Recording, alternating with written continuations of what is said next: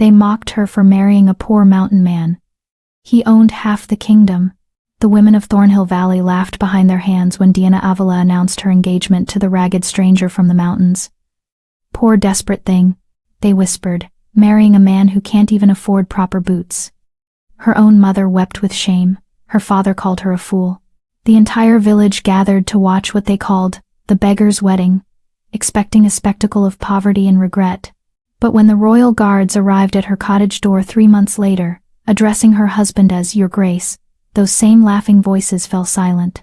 The poor mountain man they had mocked owned more land than their entire valley, commanded armies, and answered only to the king himself.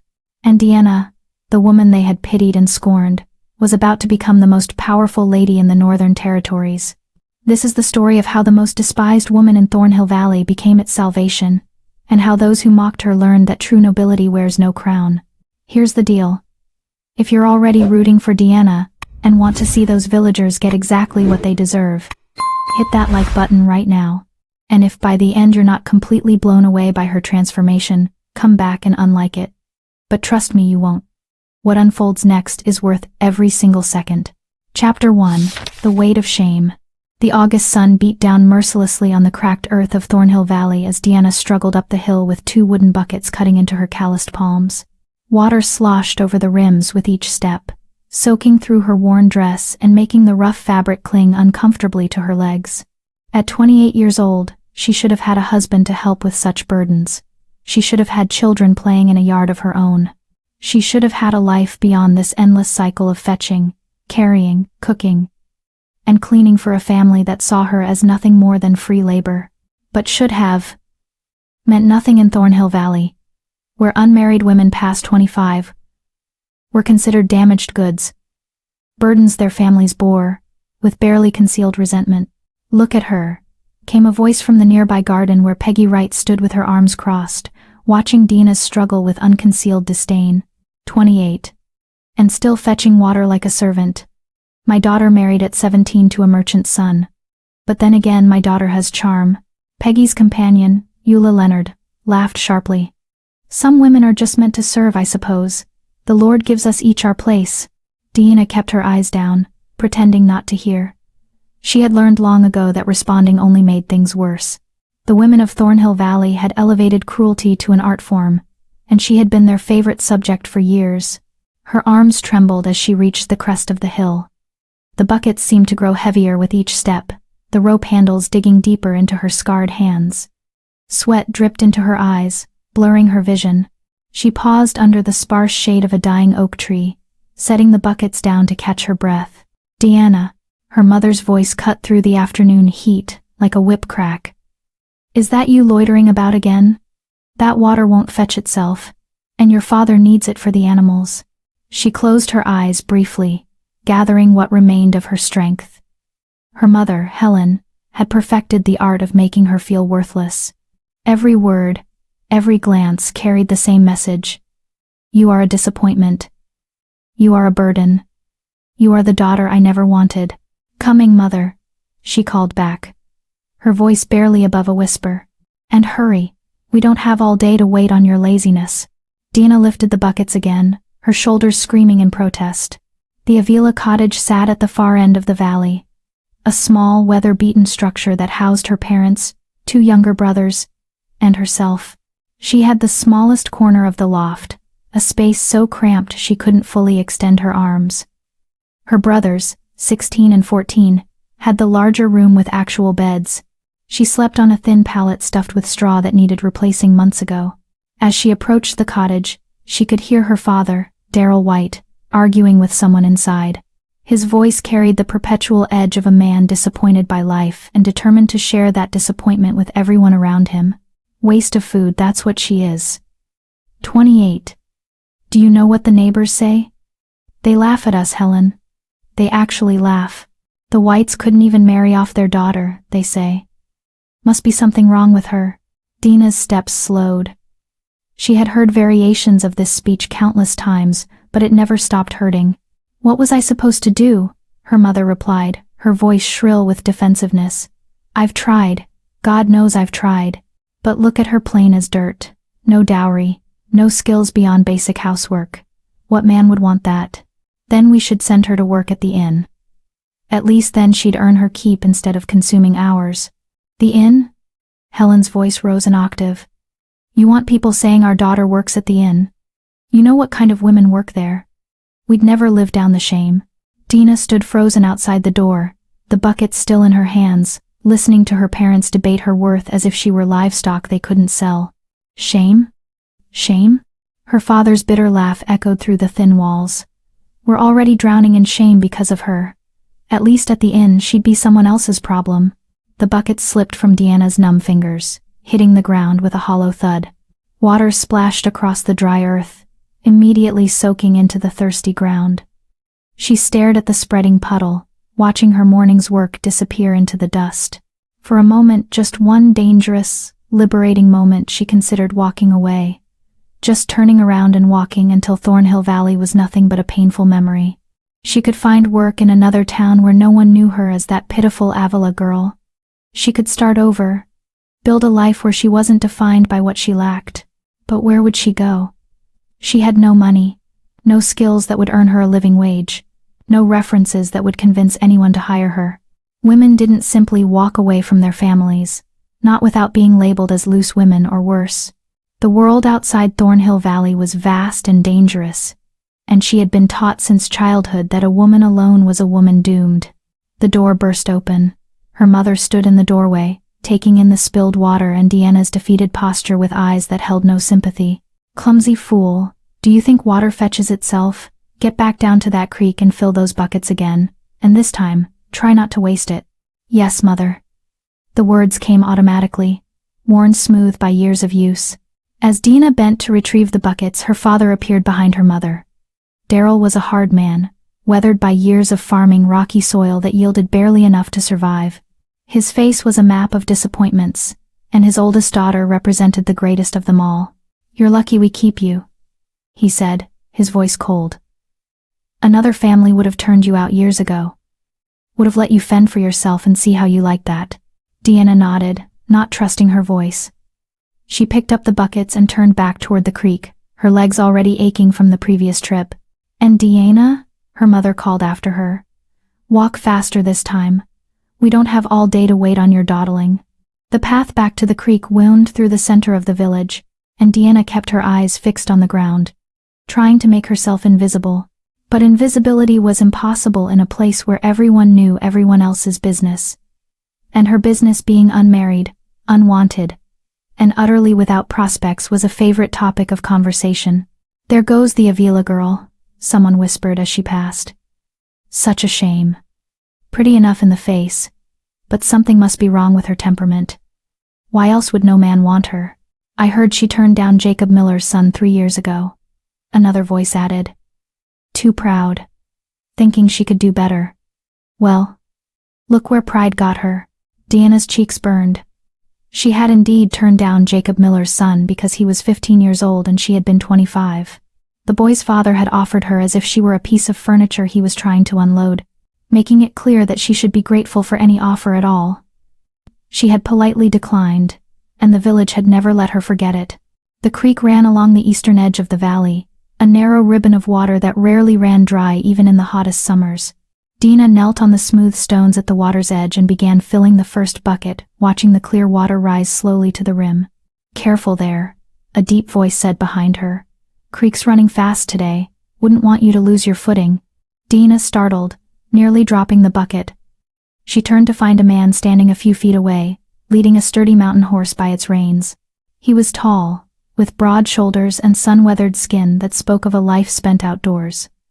His clothes were simple patched trousers, a worn cotton shirt, and boots that had seen better days. A wide-brimmed hat shaded his face, but she could see dark eyes that held none of the mockery or pity she was accustomed to seeing in the eyes of others. Thank you for the warning, she managed, her voice barely above a whisper. Strange men didn't speak to her. Strange men didn't notice her at all. You're carrying a heavy load, he observed, nodding toward the buckets. Long way back to town with those. I'm used to it, she said quickly, not wanting to appear weak or in need of help. Help always came with a price. I'm sure you are. Something in his tone, not pity, not mockery, just simple acknowledgement, made her look up at him fully for the first time. His face was kind, she decided. Lined and weathered, probably in his mid-30s, with the look of a man who had known hard work and hadn't been broken by it. There was an unexpected gentleness in his eyes, a quality she had rarely seen in the men of Thornhill Valley, where hardship had turned most of them bitter and mean. "I'm Vincent," he said simply, not offering a last name. "Just arrived in the valley, looking for work." "Dina," she replied, then immediately wondered why she had given him her name. Proper women didn't introduce themselves to strange men. But there was something about him that felt safe, unthreatening. "Well, Dina, would you allow me to carry those buckets for you? My horse could use the walk, and I'd appreciate someone showing me which paths are safe. I'm told mountain strangers aren't always welcome in valley towns." She should refuse. She should thank him politely and send him on his way. If anyone saw her walking with a strange man, the gossip would be unbearable.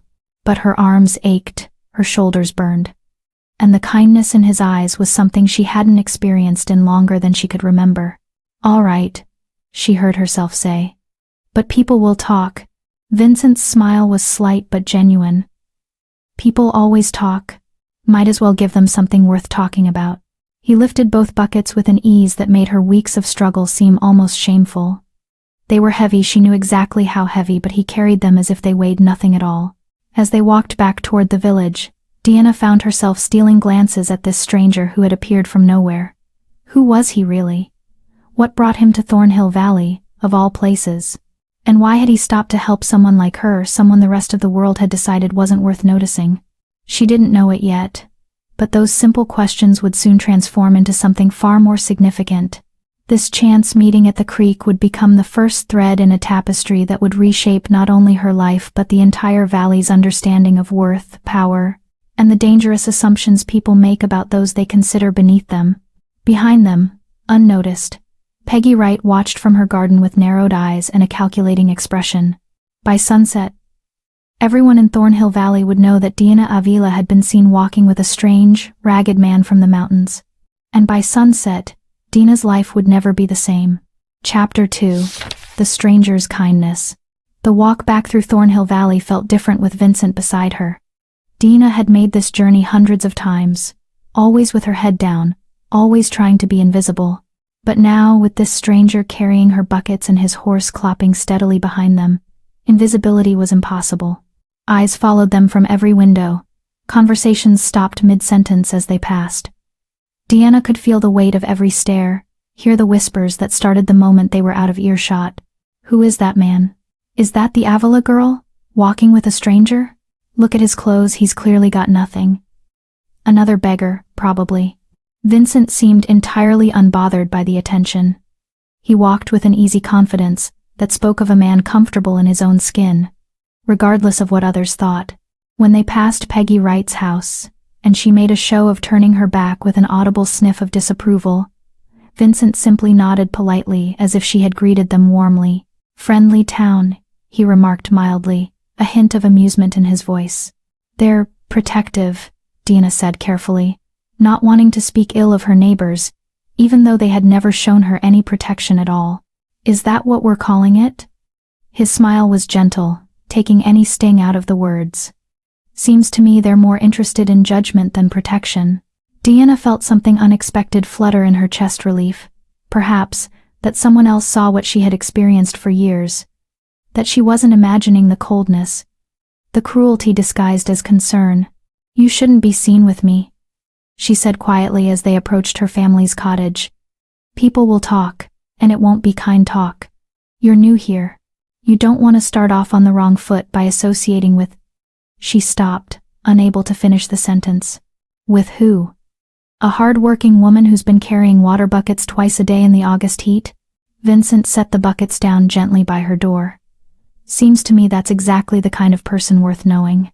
Before Dina could respond, the cottage door flew open.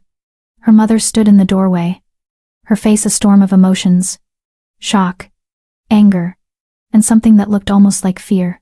"Dina, what is the meaning of this? Who is this man?" "I helped your daughter with the water, ma'am," Vincent said, removing his hat respectfully. The buckets looked heavy, and I was headed this direction anyway. Helen's eyes raked over Vincent's worn clothes, his patched boots, his simple horse. Dina could see her mother calculating his worth and finding it severely wanting. "We don't need charity from strangers," Helen said coldly. "And my daughter knows better than to walk through town with strange men. What will people think, Mother?" He was only being kind. Kindness? Helen's laugh was sharp and bitter. "Men aren't kind without expecting something in return. Get inside, Deanna, now." Deanna's cheeks burned with humiliation. She was 28 years old, and her mother still spoke to her as if she were a misbehaving child. She gathered the buckets, unable to meet Vincent's eyes. "Thank you for your help," she mumbled, hurrying toward the door. "It was my pleasure, Deanna," Vincent said, and there was something in the way he said her name with respect, with warmth that made her pause and glance back at him. He was watching her with an expression she couldn't quite read. Not pity, not mockery. Something else entirely. Her mother pulled her inside and slammed the door. Through the thin walls, Deanna could hear Vincent's horse walking away, the steady clip-clop of hooves fading into the distance. "Are you trying to shame us further?" Helen hissed, her face inches from Deanna's. "Walking through town with a beggar? Do you know what Peggy Wright will say? What everyone will say? He was helping me, Mother, that's all." "That's all?" Her father's voice came from the corner where he sat mending a harness. "A strange man doesn't help a woman for no reason, girl. He's either after something, or he's simple in the head. Either way, you stay away from him." "But..." "No buts." Her mother's hand shot out, gripping Deanna's arm hard enough to leave marks.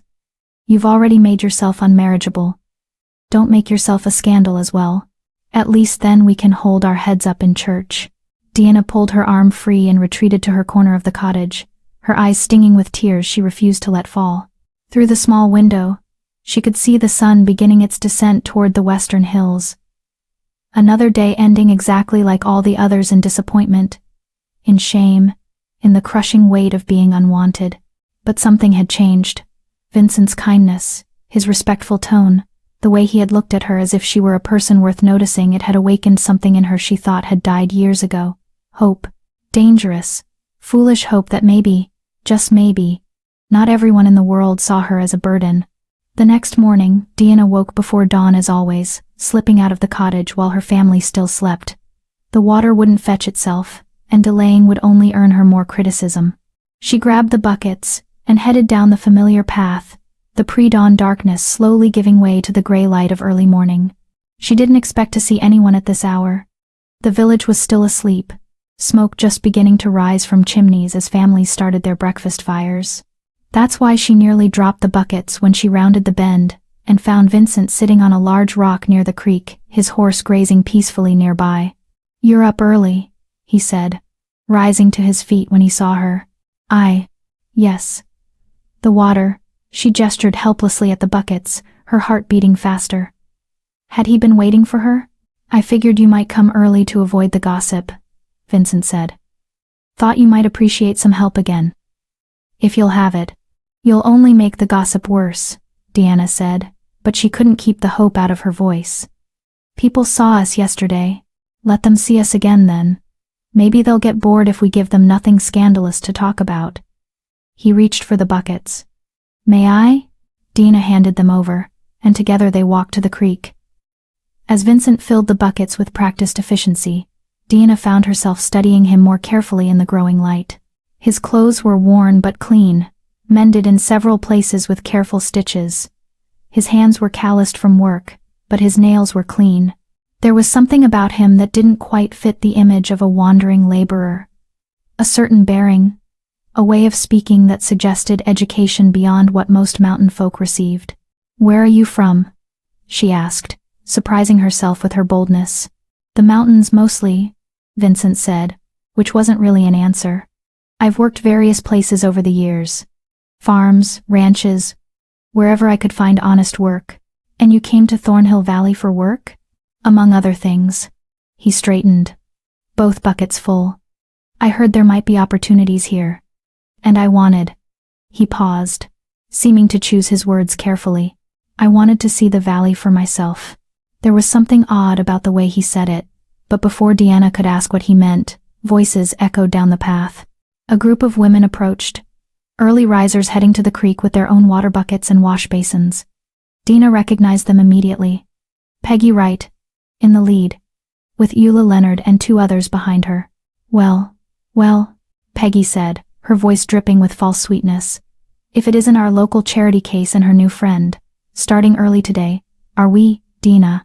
Good morning, Mrs. Wright, Deanna said quietly, instinctively stepping back. Is it a good morning?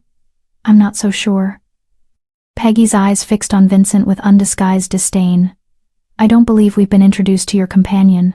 Though from the look of him, perhaps introductions aren't necessary. We can see well enough what he is. Vincent set down the buckets and faced the women calmly. Vincent Watts, ma'am. Pleased to make your acquaintance. Watts, Peggy repeated, as if tasting the name and finding it wanting. And what brings a Watts to our valley? Surely not honest work that would require skills you clearly don't possess. I possess enough skills to carry water for someone who needs help, Vincent replied evenly. Perhaps you should try it sometime. Builds character. The other women gasped. No one spoke to Peggy Wright that way. She was the wife of the valley's wealthiest farmer, a woman whose opinion could make or break a family's reputation. Her face flushed an ugly red. How dare you? I should have my husband speak to you about your impertinence. Please do. I'd welcome the conversation. Vincent's tone remained pleasant, but there was steel underneath it. In the meantime, if you'll excuse us, Dina needs to get this water back to her family. He picked up the buckets and gestured for Deanna to lead the way. She hurried past the stunned women, her heart pounding. Behind her, she could hear Peggy's furious whispers. Did you see that? The audacity. And Deanna, walking with him bold as brass. Someone needs to put a stop to this before it goes too far. Before she completely ruins what little reputation she has left.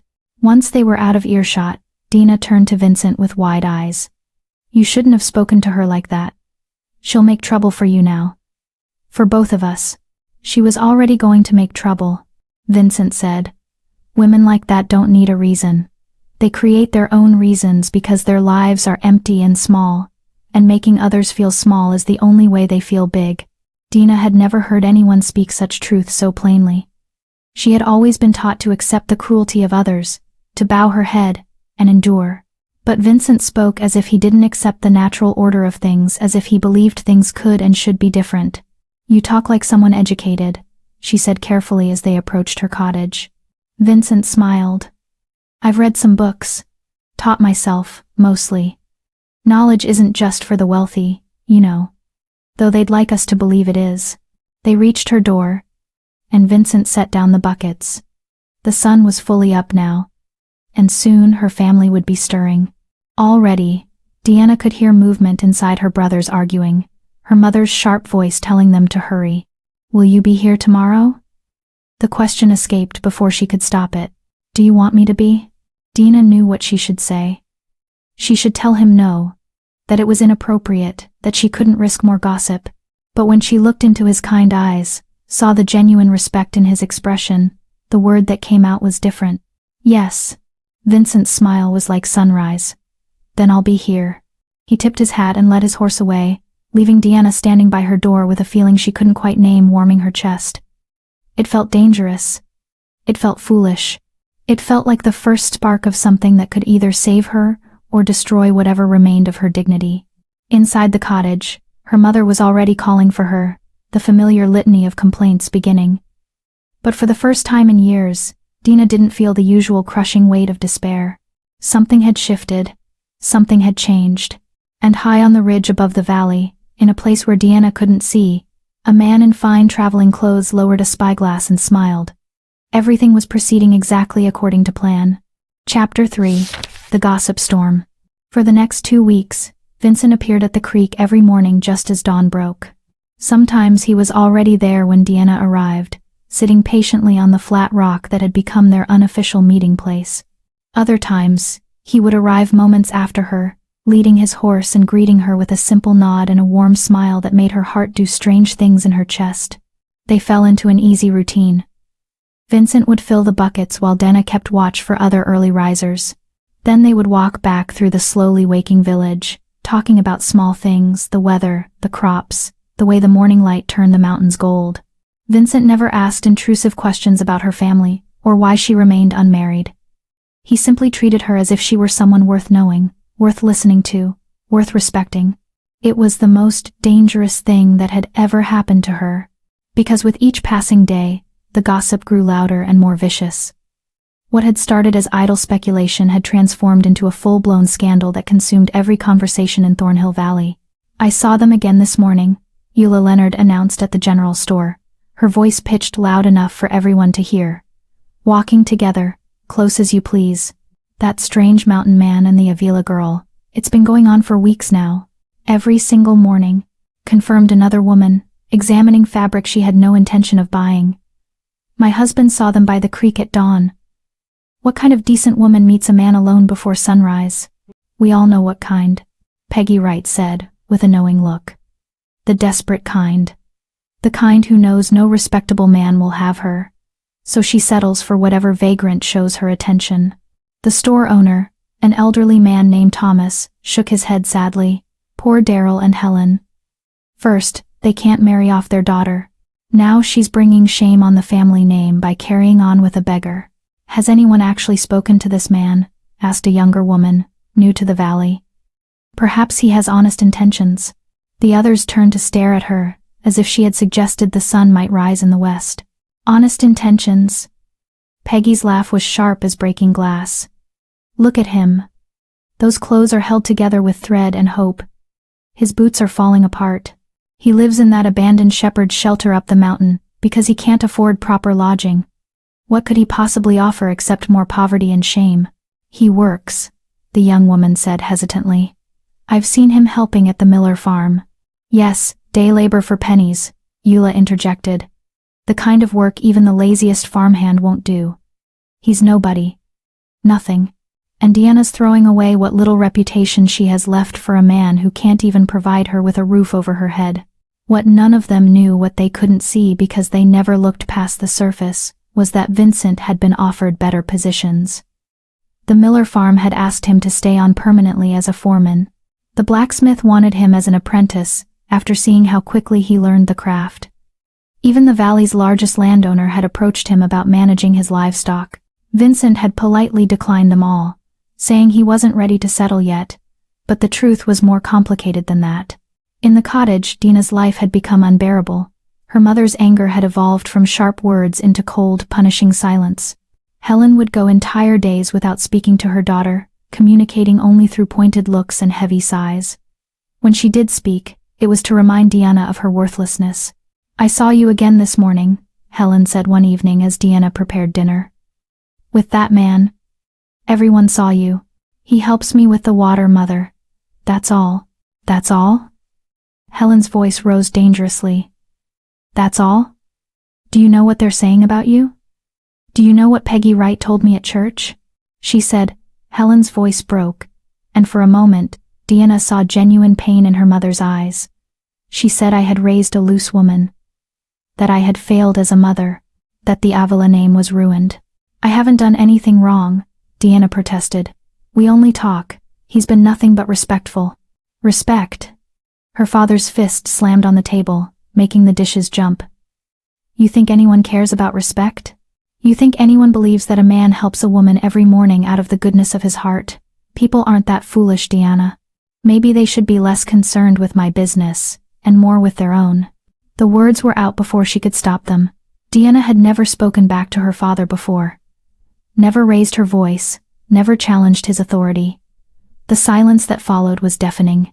Daryl rose slowly from his chair, his face darkening. "What did you say to me?" "I said," Deanna's courage wavered, but she forced herself to continue. "I said maybe the problem isn't me.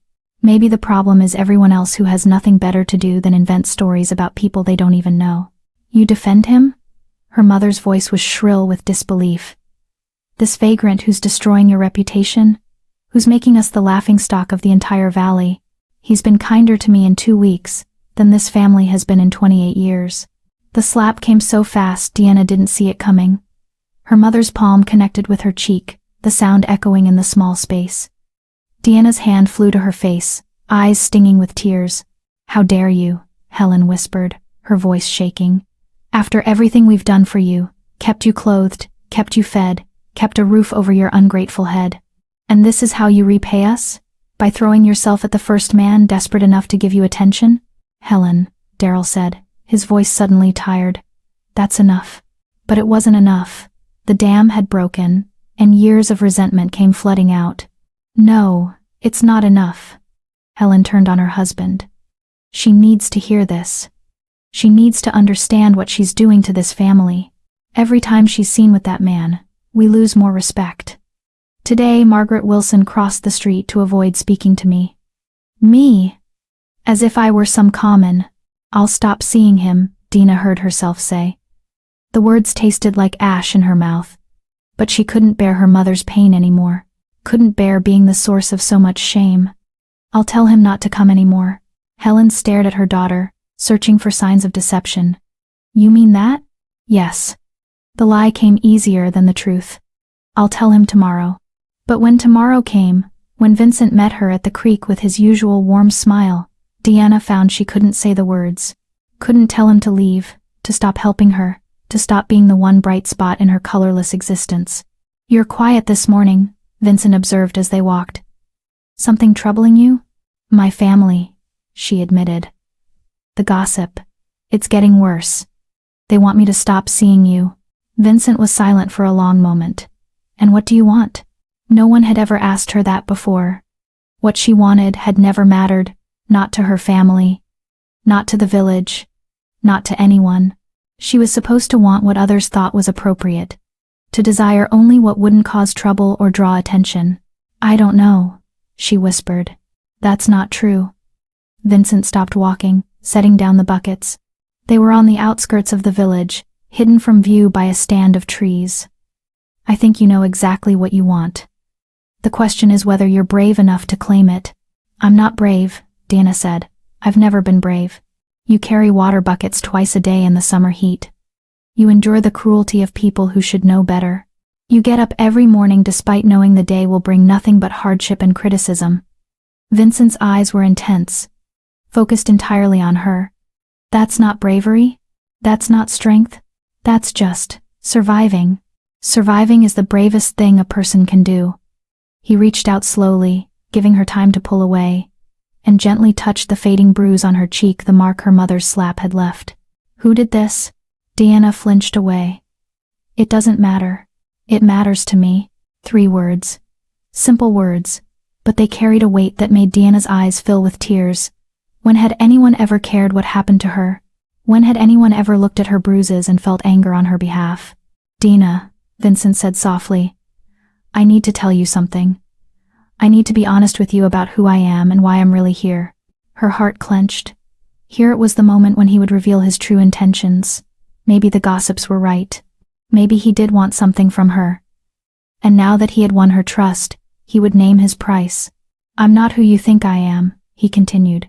And Deanna braced herself for disappointment. I didn't come to Thornhill Valley by accident. I came looking for something specific, and then I met you. And everything became more complicated.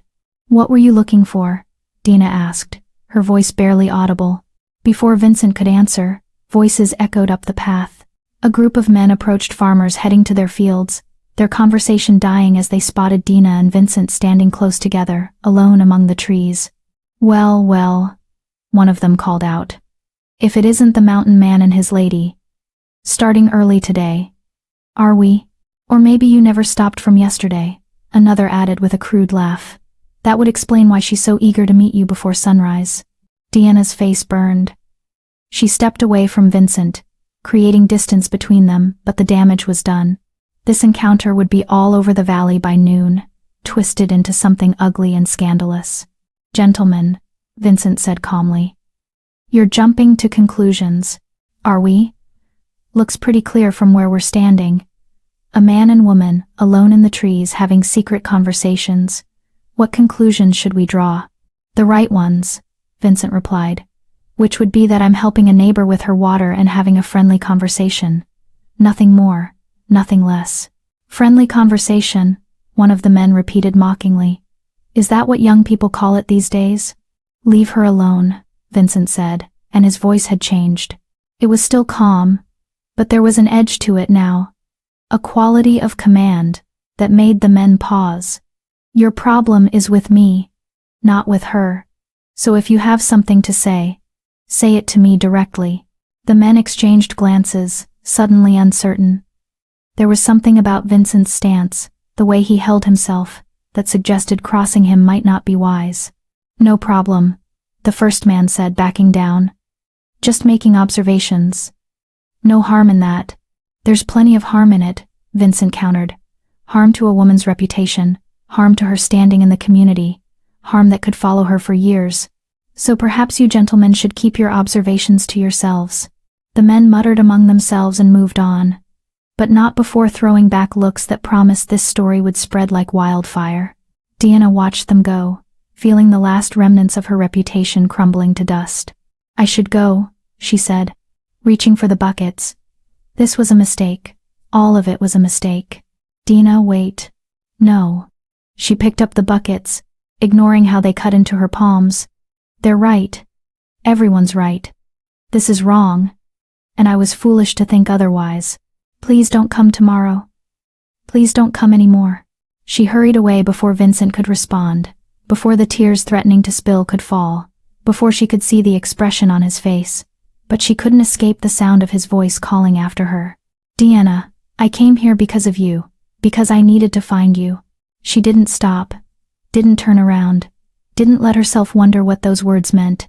She just ran, water sloshing from the buckets, her heart breaking with every step.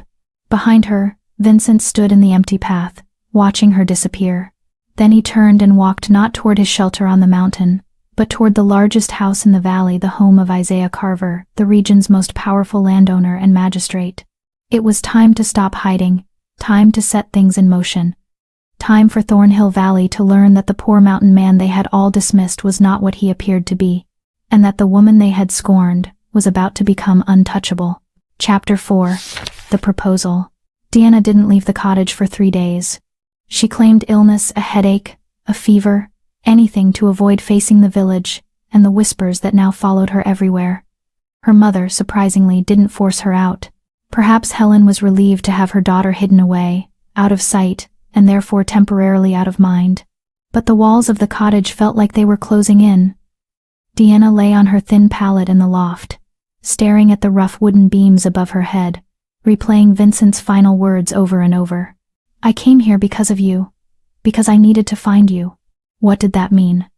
How could he have come looking for her when they had never met before? It made no sense. Unless he had heard about her, somehow heard that she was unmarried, desperate, easy prey for whatever scheme he was running.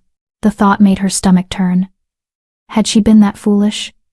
Had she let loneliness and a few kind words blind her to his true intentions? On the 4th morning, her mother shook her awake before dawn. Get up, Helen said, her voice strangely neutral. You have a visitor. What? Dina sat up, confused. Who would visit me?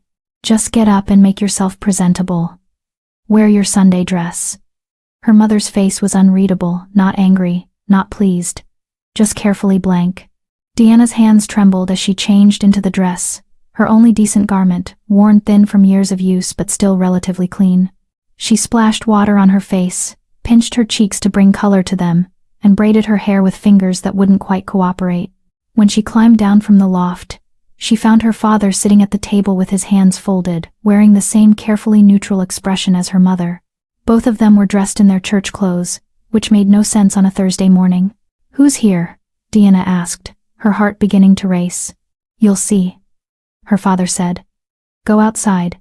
He's waiting for you. Deanna's breath caught. Vincent? Had he come despite her telling him to stay away? But why would her parents be dressed up for Vincent? They despised him. She stepped outside, and the morning sun momentarily blinded her. When her vision cleared, she saw a figure standing by the fence, but it wasn't Vincent. At least, it didn't look like Vincent.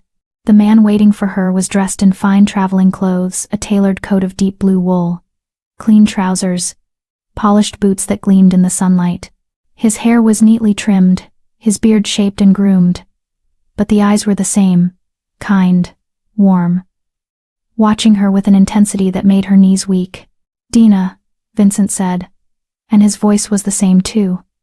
"Thank you for seeing me. I don't understand." She looked down at her own shabby dress, suddenly painfully aware of the contrast between them. "What are you wearing? Where did you get those clothes?" "They're mine," he said simply. "I just haven't been wearing them until now." "But why? Why would you pretend to be poor if you're not?" Vincent glanced at her parents, who were openly watching from the window. "Perhaps we could walk? I have something important to ask you, and I'd prefer to do it without an audience." Deanna looked back at the cottage. Her mother made a shooing motion with her hand, actually encouraging her to go with him. What was happening? They walked in silence toward the edge of the property, where a line of trees provided some privacy. Deanna's mind raced with questions, but she couldn't seem to form words. Nothing made sense. Vincent had been living in a shepherd's shelter, doing day labor for pennies. Now he looked like a gentleman. How? "I owe you an explanation." Vincent began when they were out of earshot. "Several explanations, actually. And an apology." "I don't understand any of this," Deanna said, her voice shaking. "Who are you really?" "My name is Vincent Watts." That part was true. "But I'm not a wandering laborer. I'm the Duke of Northridge. And I own half the territory from here to the capital, including most of the land your valley sits on." The words hit her like a physical blow. Deanna actually staggered, reaching out to steady herself against a tree. That's impossible. I know how it sounds." Vincent ran a hand through his newly trimmed hair. "Let me explain. 2 months ago, I learned that my younger brother, my only living family, had died. He had been living in this valley under an assumed name, trying to escape some trouble he'd gotten into at court. When I came to settle his affairs, I kept hearing stories about you." "About me?" Deanna's voice was barely a whisper. "My brother mentioned you in his letters. He wrote about the woman everyone mocked, the one they treated as less than human. He wrote that you were kind to him even when you had no reason to be, that you shared your lunch with him once when he had nothing, that you were the only person in this valley with any real decency." Deanna's mind flashed back to several months ago, a young man, sick and struggling, who had appeared at the creek one day. She had shared her bread with him, talked with him for a few minutes. She hadn't thought anything of it. "I don't remember," she said weakly. "You wouldn't. It was a small kindness to you. But to him, in his final days, it meant everything." Vincent's voice was thick with emotion. "He died a week after that encounter. Fever took him. In his last letter to me, he asked me to do something for him. He asked me to find you and make sure you were all right," he said. Vincent paused, seeming to gather himself. "He said the world needed more people like you, and fewer people like those who had made his life miserable." Tears streamed down Deanna's face. She didn't remember the young man's name, didn't remember exactly what they had talked about, but she remembered his eyes, grateful, lonely, desperate for a kind word. "So I came here," Vincent continued. "I came to see what kind of person would show kindness to a dying stranger. And I found exactly what my brother described. A woman of extraordinary character, crushed under the weight of a cruel world. I wanted to know you, to understand what made you different. So I disguised myself as a laborer, and waited for you at the creek." "You lied to me," Deanna said, but there was no anger in it, just confusion and hurt. "I did," Vincent admitted, "and I'm sorry for that. But Deanna, if I had come to you as a duke, you would have treated me differently. Everyone treats me differently. They see the title, the wealth, the power. They don't see me. But you saw me, the real me, even when you thought I was nothing." "I never thought you were nothing," Deanna protested. "I know. That's why I'm here now, dressed like this, about to ask you something that will probably shock you as much as my identity did." Deanna's heart was racing so fast she thought it might burst. "What are you going to ask me?" Vincent took both of her hands in his. His palms were warm, steady, while hers trembled like leaves in a storm. "Deanna Avila, will you marry me?" The world tilted. Deanna actually felt dizzy, as if the ground beneath her feet had shifted. "What?" "I'm asking you to marry me, to be my wife, to leave this place, and this life of cruelty, and come with me to Northridge, where you'll be treated with the dignity and respect you deserve." But you don't even know me, Deanna said, pulling her hands away. We've spent a few weeks walking and talking. That's not enough to build a marriage on, isn't it? Vincent asked gently. I know that you're strong, even when the world tries to break you. I know you're kind, even when no one shows you kindness in return. I know you carry water buckets twice a day without complaint, that you defend even those who hurt you, that you have more integrity in your smallest finger than most people have in their entire bodies. What else do I need to know? That I'm nothing. The words burst out of Deanna like a dam breaking. I'm nobody. I can't read well. I don't know how to act in high society. I don't know anything about being a duchess. Everyone in this valley is right about me. I'm worthless. Vincent's face hardened. Don't you ever say that again. Those people, he gestured toward the village, have spent years trying to convince you that you're worthless, because it makes them feel better about their own empty lives. But you're not worthless, Deanna. You're extraordinary. And I'm not asking you to become someone else. I'm asking you to be exactly who you are, just in a place where that person is valued. Why? Deanna whispered. Why me? You could have anyone. Any woman in the kingdom would marry you. I don't want any woman in the kingdom. I want you. Vincent's voice was firm, certain. I want someone who understands what it means to be dismissed and overlooked. Someone who has compassion because she's needed it herself. Someone who will use power wisely because she knows what it's like to be powerless. I want a partner, Dina. Not an ornament. Not someone who wants my title. I want you. Dina looked into his eyes and saw nothing but sincerity. No mockery, no hidden agenda, no cruelty waiting to spring. Just honest affection and a hope that mirrored her own. I need time, she said. It's too much. I can't think. Take all the time you need, Vincent said. But know this, I've already spoken to your parents. They've given their permission. And I've purchased this cottage and the land around it from the valley owner. Regardless of your answer, it's yours, free and clear. You'll never have to worry about being turned out or losing your home. You what? Your parents will have security for their old age. Your brothers will have land to farm when they come of age. And you, Vincent smiled slightly, you will have choices. Whether you marry me or not, you'll never again be at the mercy of people who don't value you. Deanna couldn't speak, couldn't process what he was saying. A duke was standing in front of her, asking her to marry him. He had secured her family's future out of kindness. He had seen past her poverty and shame to something worth treasuring. It was impossible. It was absurd. It was everything she had never dared to dream. I know I'm asking a lot, Vincent said. I'm asking you to leave everything you know, to step into a world that will seem strange and frightening. But I promise you this, I will never let anyone treat you the way this valley has treated you. I will stand beside you, defend you, support you. You will never be alone again. Tears were flowing freely down Deanna's cheeks now. Can I give you my answer tomorrow? I need to think. Of course. Vincent bowed slightly, a gesture of respect that seemed natural to him now that she could see him clearly. I'll be staying at Isaiah Carver's house. When you're ready, send word. He turned to leave, then paused and looked back at her. Dina? Whatever you decide, know that meeting you has been one of the greatest privileges of my life. You are worthy of love, of respect, of every good thing this world has to offer. Don't let anyone ever convince you otherwise. Then he was gone, walking back toward the village with the bearing of the nobleman he truly was. And Deanna was left standing among the trees, her entire world shattered and rebuilt in the space of a single conversation. Inside the cottage, her parents waited with barely contained excitement.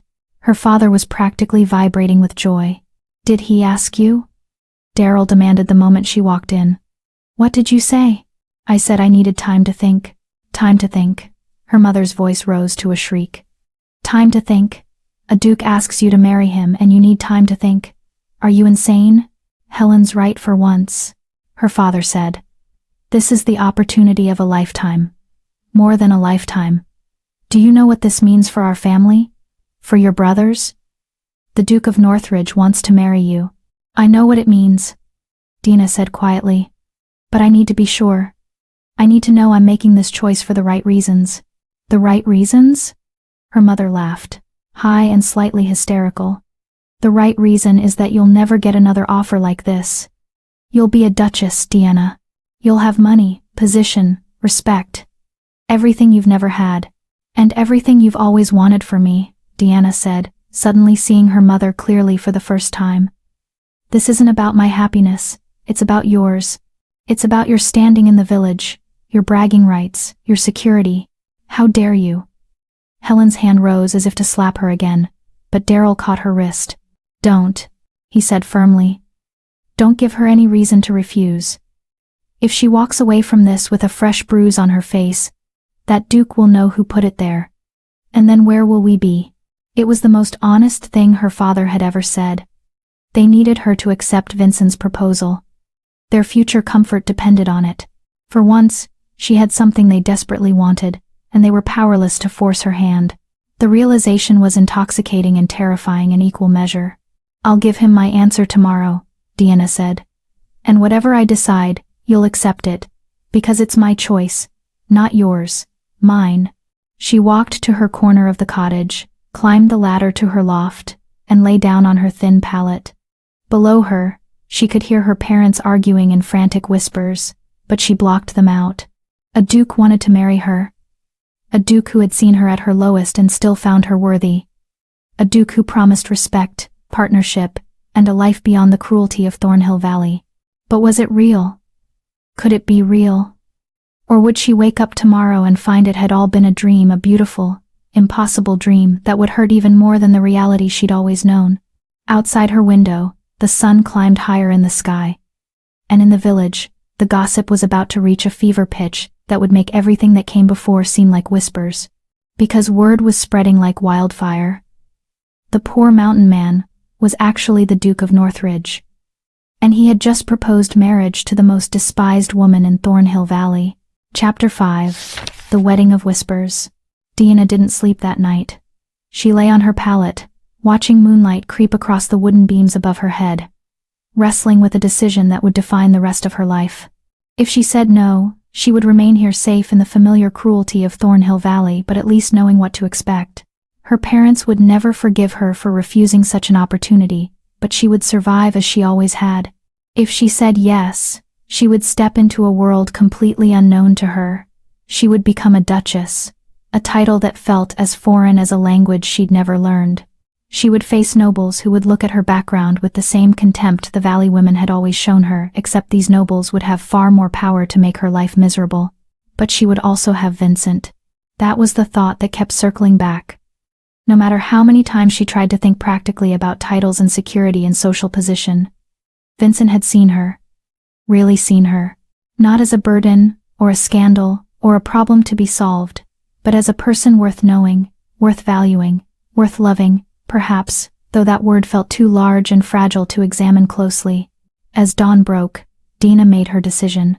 She climbed down from the loft to find her mother already awake, sitting at the table with her hands folded, waiting.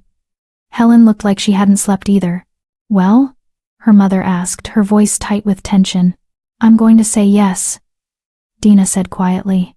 The sound her mother made was somewhere between a sob and a laugh. Thank God. Thank God. Helen actually crossed herself. Something Deanna had rarely seen her do outside of church. When will you tell him? This morning. I'll walk to the Carver house now. Not dressed like that, you won't. Her mother stood abruptly. You're going to see a duke. You need to look presentable. For the next hour, Helen fussed over Dana with an attention she'd never shown before. She pressed the Sunday dress more carefully, braided Dana's hair with gentle fingers, even produced a small bottle of rose water that she dabbed on Dana's wrists and neck. There, Helen said, stepping back to examine her work. For a moment, just a fleeting moment, Deanna saw something that might have been genuine affection in her mother's eyes. You look like a lady. Mother, Deanna said hesitantly. Did you ever actually care about me? Or was I always just a disappointment? Helen's face closed off immediately, the brief softness vanishing. What kind of question is that? An honest one. Her mother was silent for a long moment. When she finally spoke, her voice was tired. I wanted better for you. That's all I ever wanted.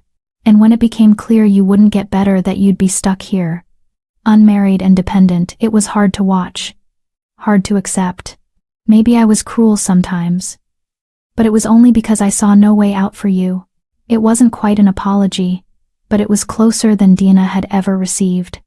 She nodded, understanding that this was as much as her mother could give. I should go, Dina said. Yes. And Dina?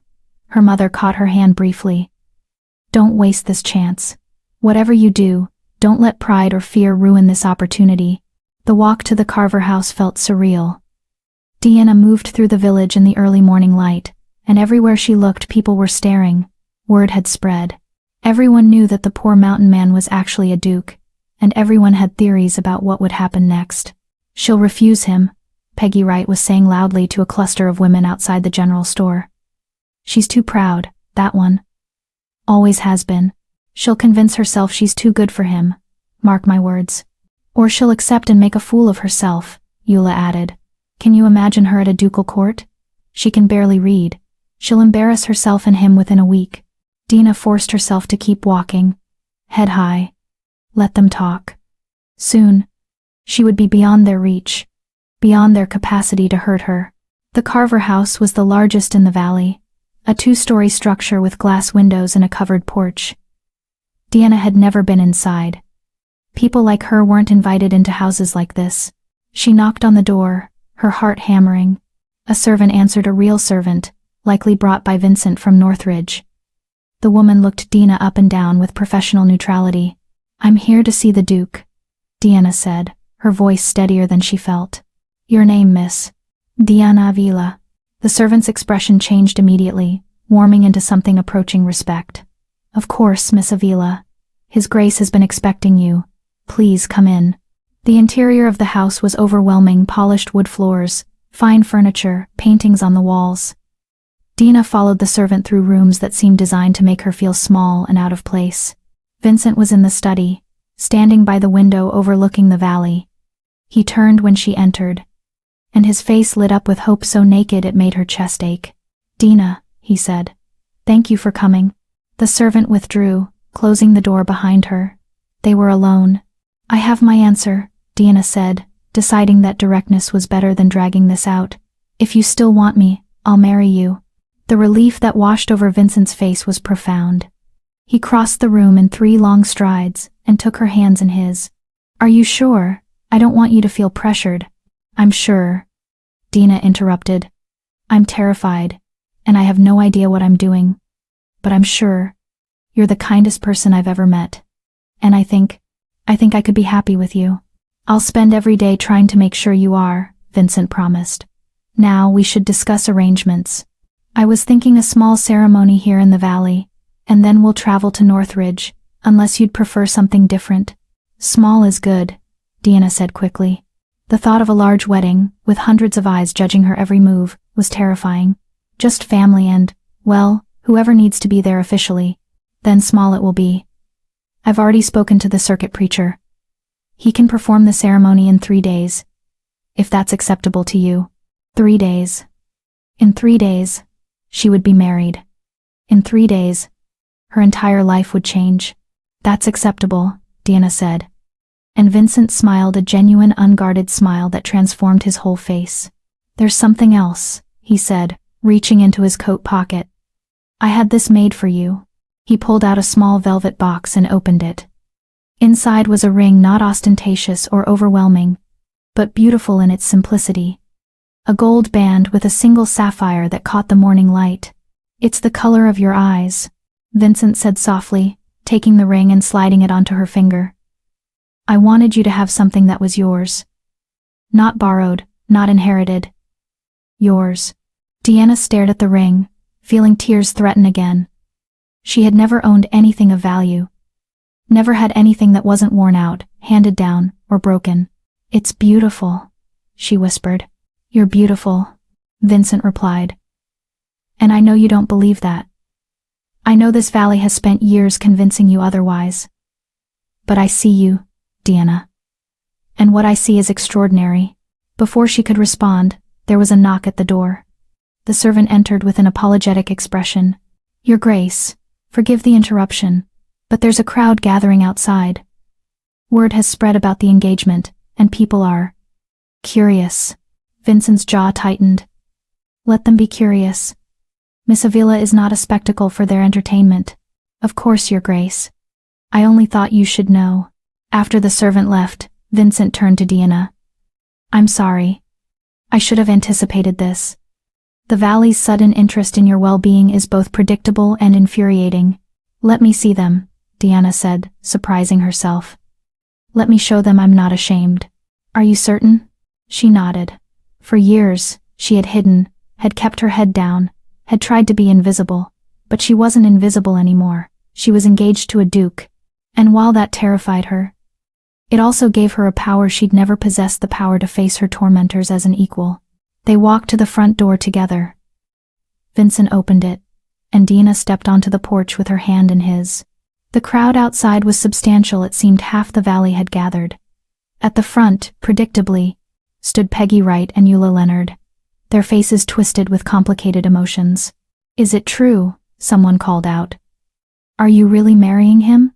Yes, Diana said, her voice carrying clearly. We're to be married in 3 days. The murmuring grew louder.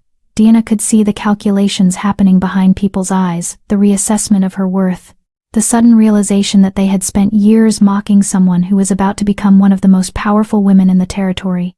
Well, Peggy said, her voice loud and falsely cheerful. What wonderful news. We're all so happy for you, dear. Aren't we, everyone?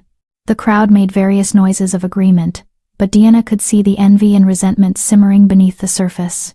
Thank you, Diana said simply. She wouldn't give them anything else, no explanations, no justifications, no reassurances that she was still the same pitiful creature they could dismiss. Will there be a celebration? Eula asked, her tone overly sweet. Surely the whole Valley should celebrate such a fortunate match. The ceremony will be private, Vincent said firmly. Immediate family only. Oh, Eula's face fell. Of course, very private. How exclusive. Diana almost smiled. After years of exclusion, it was deeply satisfying to be the one doing the excluding. If you'll excuse us, Vincent said. We have arrangements to finalize. Good day. He guided Diana back inside and closed the door firmly. Through the window, they watched the crowd disperse, people breaking into clusters to dissect every word, every gesture, every implication. That was well done, Vincent said. You held your head high. I was terrified, Diana admitted. Courage isn't the absence of fear. It's acting despite it. Vincent squeezed her hand gently. Now shall we discuss the details? I want everything to be exactly as you wish. Over the next hour they planned a simple ceremony at the small church on the hill. Her immediate family would attend, along with Isaiah Carver as witness, and a few of Vincent's men who had accompanied him from Northridge. The Valley preacher would officiate. Afterward, they would leave immediately for Northridge, traveling by private carriage. I don't have a wedding dress, Diana said, the practical reality suddenly hitting her. I only have the one good dress. And it's not really. I've taken the liberty of ordering one. Vincent interrupted. It should arrive tomorrow. I hope you don't mind. I wanted you to have something beautiful, something worthy of you. You keep saying that, Diana said softly. That I'm worthy. That I'm extraordinary. But I'm not, Vincent. I'm just a woman who's been unlucky in life. That doesn't make me special. Vincent took both her hands and looked directly into her eyes. Diana, listen to me. I've spent my entire life at court, surrounded by nobles and ladies and people who have every advantage. And I have never not once met anyone with your strength of character. You've been beaten down by life again and again, and you haven't become bitter or cruel. You've remained kind. That's not luck. That's choice. That's who you are at your core. And that is what makes you extraordinary. Diana didn't know what to say. For so long, she had defined herself by her failures, her unmarried status, her poverty, her lack of education. She had never considered that her responses to those hardships might be worth something. I'll try to live up to that, she said finally. You already do, Vincent assured her. Now, I should let you go. You have a wedding to prepare for, and I imagine your family will want to discuss plans. He walked her to the door, and before she left, He lifted her hand and kissed it gently, a gesture so courtly and respectful it made her blush. 3 days, he said, and then you'll never have to carry water buckets again. Dina smiled. What if I want to? Then I'll carry them for you, Vincent replied. That's what partners do. The next 3 days passed in a blur. The wedding dress arrived, a creation of ivory silk, with delicate lace at the collar and cuffs. It was the most beautiful thing Dina had ever seen, let alone worn. Women from the valley appeared at her door with sudden offers of help, their previous cruelty forgotten in their eagerness to associate themselves with her good fortune. Dina accepted their help with polite grace, but she didn't forget. She would never forget. On the morning of the wedding, her mother helped her dress with trembling hands. For the first time in Dina's memory, Helen was crying not from anger or frustration, but from what might actually be emotion. You look like a princess, Helen whispered, adjusting the veil. I never imagined. I never thought you'd have this. Neither did I, Dina admitted. The ceremony was exactly as planned, small, simple, meaningful. Dina walked down the church aisle on her father's arm, and for once Darryl looked at her with something approaching pride. Vincent waited at the altar, dressed in the formal attire of his rank, and when he saw her, his eyes shone with genuine happiness. The preacher spoke the traditional words. Vows were exchanged, rings were placed, and when Vincent kissed her, chaste and respectful, but full of promise, Dina felt something in her chest. That might have been hope. Ladies and gentlemen, the preacher announced, I present to you the Duke and Duchess of Northridge. Duchess. The word rang in Dina's ears like a bell. She was a duchess now. The most despised woman in Thornhill Valley had just become royalty. Outside the church, a carriage waited, gilded and magnificent, pulled by 4 matched horses. Vincent helped her inside, and as they pulled away from the church, Dina looked back one last time at the valley that had shaped her. People lined the street, watching her leave. Some faces showed genuine happiness, others showed barely concealed envy, and a few, like Peggy Wright, showed shock and dismay, as if they still couldn't quite believe this was happening. Dina raised her hand in a small wave, not triumphant, not mocking, just acknowledging. Then she turned forward, toward the road that led to Northridge, toward her new life, toward a future that, for the first time in her 28 years, felt full of possibility instead of resignation. Are you ready? Vincent asked, taking her hand. Dina looked at her husband. What a strange and wonderful thought, and smiled. I'm ready, she said. And as the carriage rolled away from Thornhill Valley, carrying her toward a destiny she had never imagined, Dina felt the weight she had carried her entire life finally begin to lift. But neither she nor Vincent could have known that the real challenges were only beginning, that being a duchess was far more complicated than simply wearing the title, and that the court at Northridge held dangers that would make the cruelty of Thornhill Valley seem almost quaint by comparison. The journey was just beginning. Chapter 6. The Revelation of Power.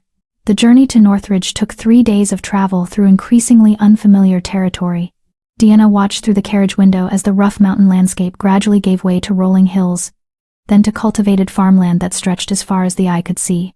Villages appeared with increasing frequency, real towns with cobblestone streets, proper inns, and churches with bell towers that pierced the sky. Vincent was patient with her amazement, answering her endless questions about the world beyond Thornhill Valley. He pointed out landmarks, explained the history of various estates they passed, and seemed genuinely pleased by her curiosity, rather than condescending about her ignorance. At night, they stayed in fine inns where the proprietors bowed deeply upon seeing Vincent's ducal seal.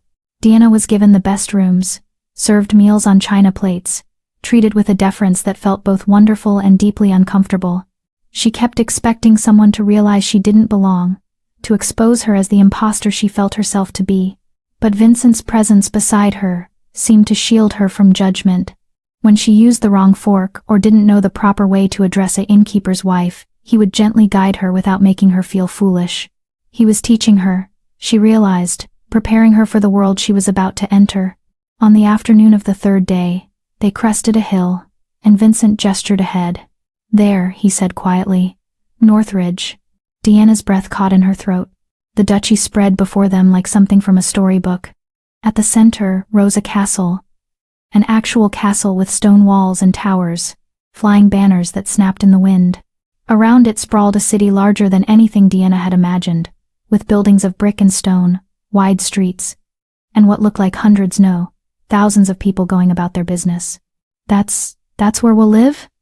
Dina asked, her voice small. That's home, Vincent confirmed. I know it looks overwhelming, but you'll adjust. I promise.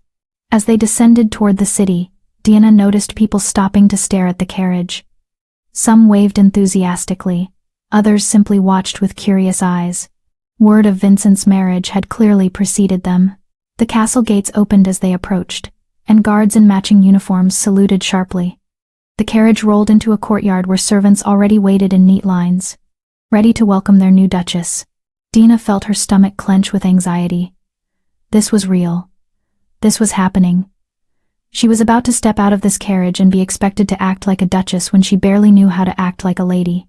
Vincent must have sensed her panic because he took her hand and squeezed gently. Breathe. Just be yourself. That's all anyone needs you to be. Your Grace, a tall, dignified woman stepped forward as Vincent helped Dina from the carriage. She was perhaps 60 years old, with silver hair pulled back in an elegant knot, and eyes that assessed Dina with professional thoroughness. Welcome home. And Your Grace, she turned to Dina with a respectful curtsy, welcome to Northridge. I am Mrs. Catherine Brennan, the head housekeeper. If you need anything at all, you need only ask. Thank you, Dina managed, relieved when her voice came out steady. The staff was introduced one by one. The butler, the cook, various maids and footmen whose names Dina knew she would never remember. Each curtsied or bowed, greeting her with Your Grace in tones ranging from genuine warmth to careful neutrality. She could see some of them trying not to stare at her simple traveling dress, her work-worn hands, her complete lack of aristocratic bearing. Mrs. Brennan will help you settle in, Vincent said as they entered the castle proper. I need to meet with my steward about some urgent business that accumulated during my absence. Will you be all right for a few hours? Dina wanted to beg him not to leave her alone, but she forced herself to nod. I'll be fine. Vincent kissed her forehead gently, an affectionate gesture that made several servants smile, and disappeared down a corridor, already calling for his steward. Come, Your Grace, Mrs. Brennan said kindly. Let me show you to your chambers. You must be exhausted from the journey. The castle was a labyrinth of corridors and staircases. Mrs. Brennan maintained a steady stream of information. As they walked, this corridor led to the library, that one to the formal dining hall. The east wing housed guest quarters. The west wing was the Duke's private residence, where Dina would now live. Finally, they reached a set of double doors that Mrs. Brennan opened with a flourish. Your private chambers, Your Grace. Dina stepped inside and felt her legs go weak. The room was enormous, larger than her entire family's cottage in Thornhill Valley. A four-poster bed dominated one wall, draped in silk curtains the color of deep sapphire. Windows overlooked the city and countryside beyond. Fine furniture gleamed with polish. Paintings adorned the walls.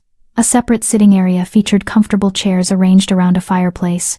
The dressing room is through that door, Mrs. Brennan indicated. Your private bath is beyond that, and this door connects to His Grace's chambers, should you wish to communicate. Dina felt her cheeks burn at the implication. The marriage hadn't been consummated yet. Vincent had been respectful of her need to adjust to everything else first, but presumably at some point, that would change. I've taken the liberty of ordering some temporary clothing for you, Mrs. Brennan continued, opening the wardrobe to reveal several dresses in various styles. Nothing too formal, just enough until the seamstresses can make your proper wardrobe. I hope the sizes are acceptable. I had to estimate. This is all too much, Dina whispered, running her hand over the silk of the nearest dress. I don't deserve. Your Grace, Mrs. Brennan interrupted gently but firmly. May I speak plainly?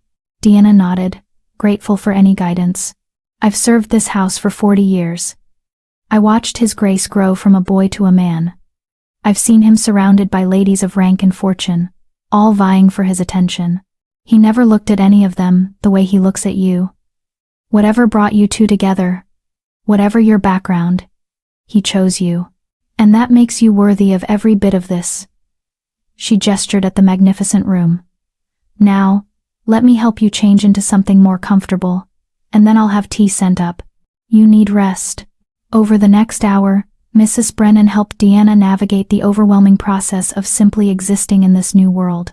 She showed her how to ring for servants, explained the schedule of meals, and gently corrected small errors in etiquette that Dina didn't even know she was making. The other servants? Dina asked hesitantly as Mrs. Brennan poured tea with expert precision. What do they think of me? The housekeeper was quiet for a moment, clearly choosing her words carefully. They're curious. Your Grace. His Grace's marriage came as a surprise to everyone. Some are reserved in their judgment, others are genuinely happy for him. Give them time. Let them see your character. That's all anyone can do. What about the nobles? The court? Mrs. Brennan's expression became more guarded. That will be more complicated. The nobility can be particular about bloodlines and connections. You may face resistance, but you have His Grace's support. And that counts for more than you might think. A knock at the door interrupted them. A young maid entered with a curtsy. Your Grace, His Grace requests your presence in the south drawing room when you're available. He says there's someone who wishes to meet you. Dina's anxiety spiked immediately. Someone? His Grace's closest advisor, I believe, Your Grace. Lord Thornton. Deanna froze. Thornton. The name Vincent had specifically told her not to use. But surely it was just coincidence. Thornton was a common enough name. Tell His Grace I'll be there shortly, Deanna said, trying to keep her voice steady. After the maid left, Mrs. Brennan helped her change into one of the new dresses, a deep green that brought out her eyes. She fixed Deanna's hair in a simple but elegant style and stepped back to assess her work. Perfect, the housekeeper declared. You look every inch a duchess. Deanna didn't feel like a duchess. She felt like an imposter wearing a costume. But she followed Mrs. Brennan's directions through the castle corridors until they reached the south drawing room. Vincent stood by the window, and beside him was a man perhaps 10 years older, distinguished, with graying hair and sharp eyes that assessed Dina with unconcealed interest as she entered.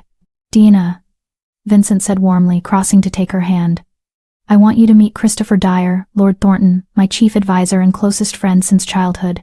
Christopher, this is my wife, Deanna. Christopher bowed deeply. Your Grace, it's an honor. Vincent has told me so much about you. Lord Thornton, Dina replied, managing a curtsy that wasn't too awkward. I'm pleased to meet you. Please, call me Christopher. We're practically family now. His smile was genuine, but his eyes continued their assessment. I must say Vincent's letters didn't do you justice. He said you were kind and strong, but I see you're also quite beautiful. Christopher, Vincent said with mild warning in his tone. What? I'm complimenting your wife. Surely that's allowed. Christopher turned back to Deanna. Forgive me if I'm too forward. Your Grace. It's a habit born of knowing Vincent too long. He tolerates my impertinence because I'm occasionally useful. Despite her nervousness, Deanna found herself warming to Christopher. There was something disarming about his directness, a lack of the false courtesy that made conversations feel like verbal fencing matches.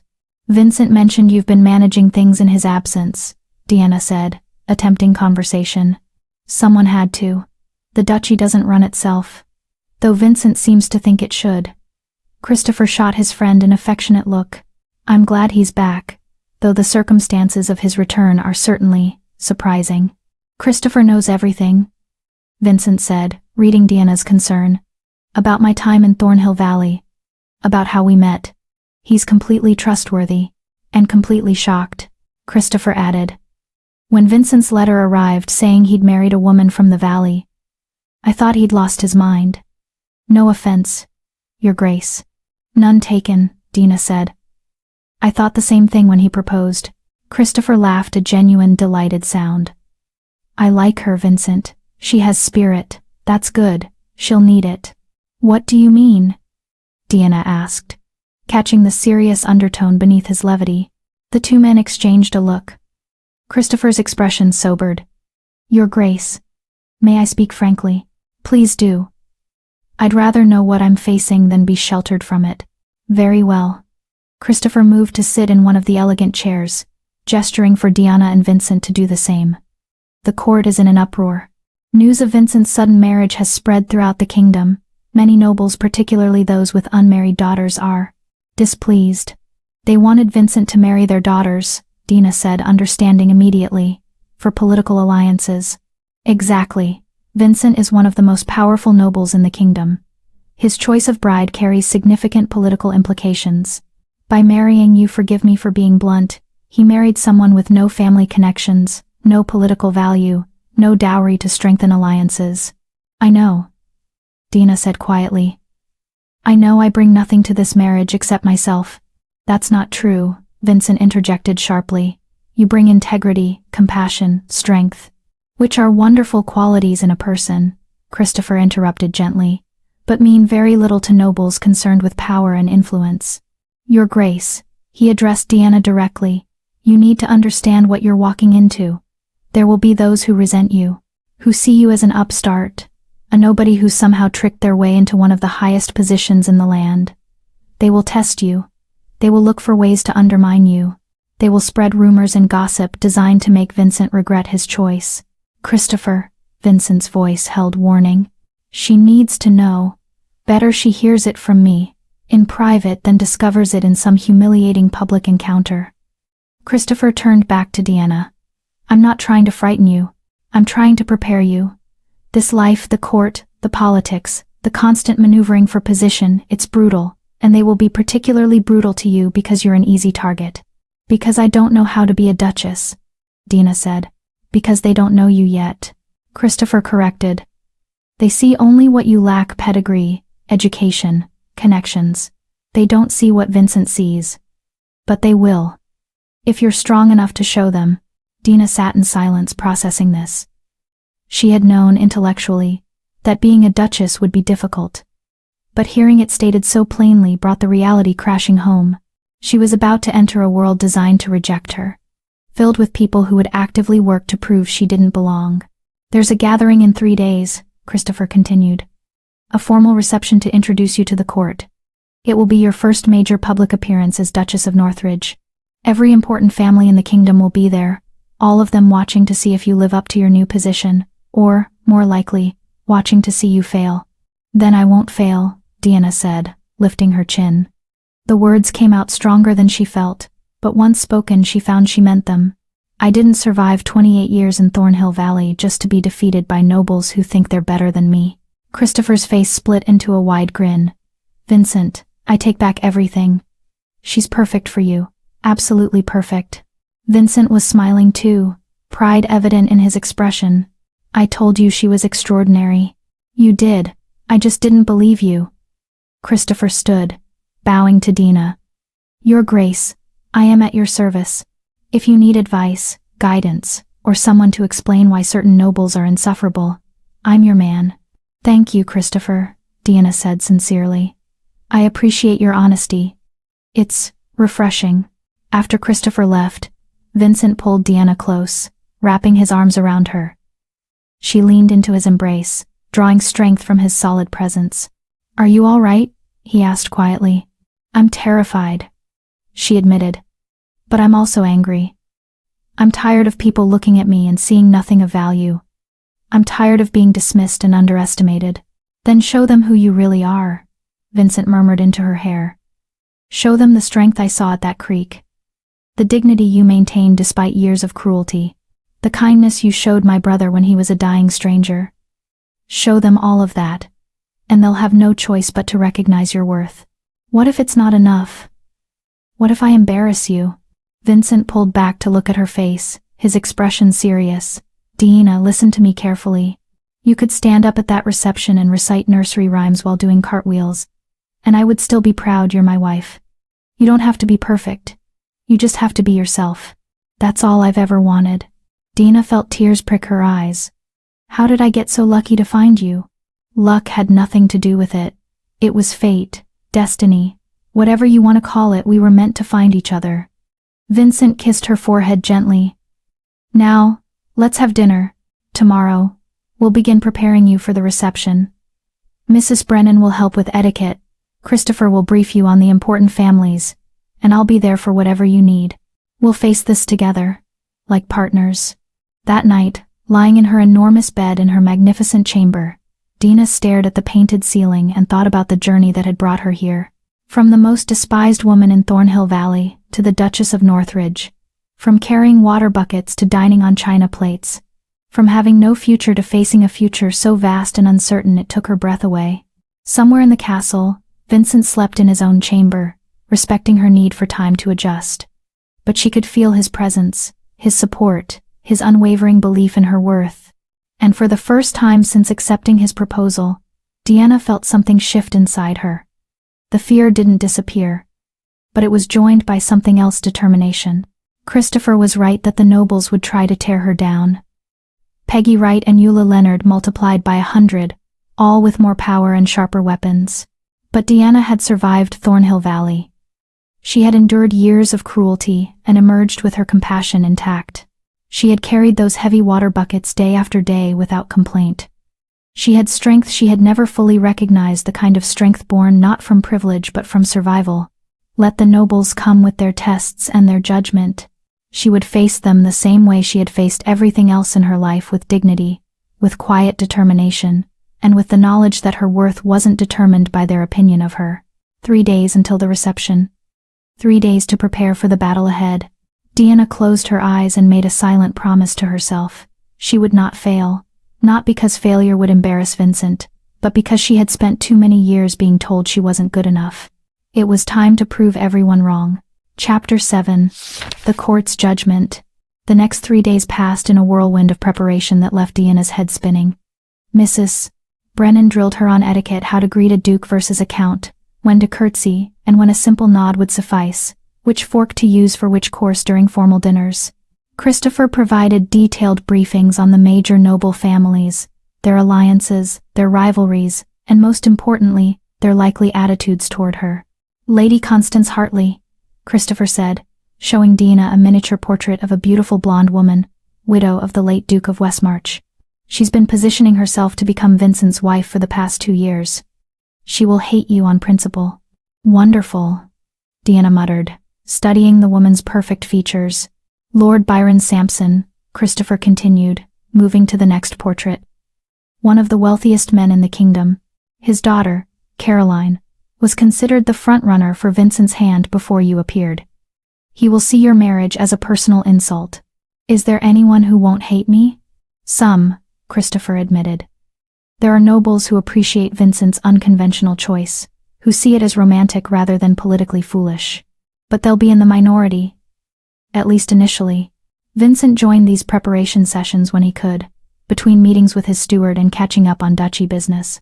He would sit beside Deanna, holding her hand, offering encouragement when the sheer volume of information became overwhelming. You don't have to memorize everything, he assured her after one particularly grueling session. Christopher is being thorough to a fault. Just remember the basics, be yourself, and let me handle the political maneuvering. I want to be useful to you, Deanna protested. Not just some decoration you have to protect. You are useful. More useful than you realize. Vincent brushed a strand of hair from her face with gentle fingers. You give me something I've never had at court, someone I can trust completely. Someone who has no hidden agenda, no ulterior motives. That's worth more than all the political alliances in the kingdom. The seamstresses worked around the clock to create a proper wardrobe, but for the reception, they had outdone themselves. The gown was a masterpiece, deep sapphire silk, that brought out the color of Deanna's eyes, with delicate silver embroidery that caught the light with every movement. The neckline was modest but elegant, the sleeves fitted to her arms perfectly, and the skirt fell in graceful folds that made her feel like she was wearing liquid starlight.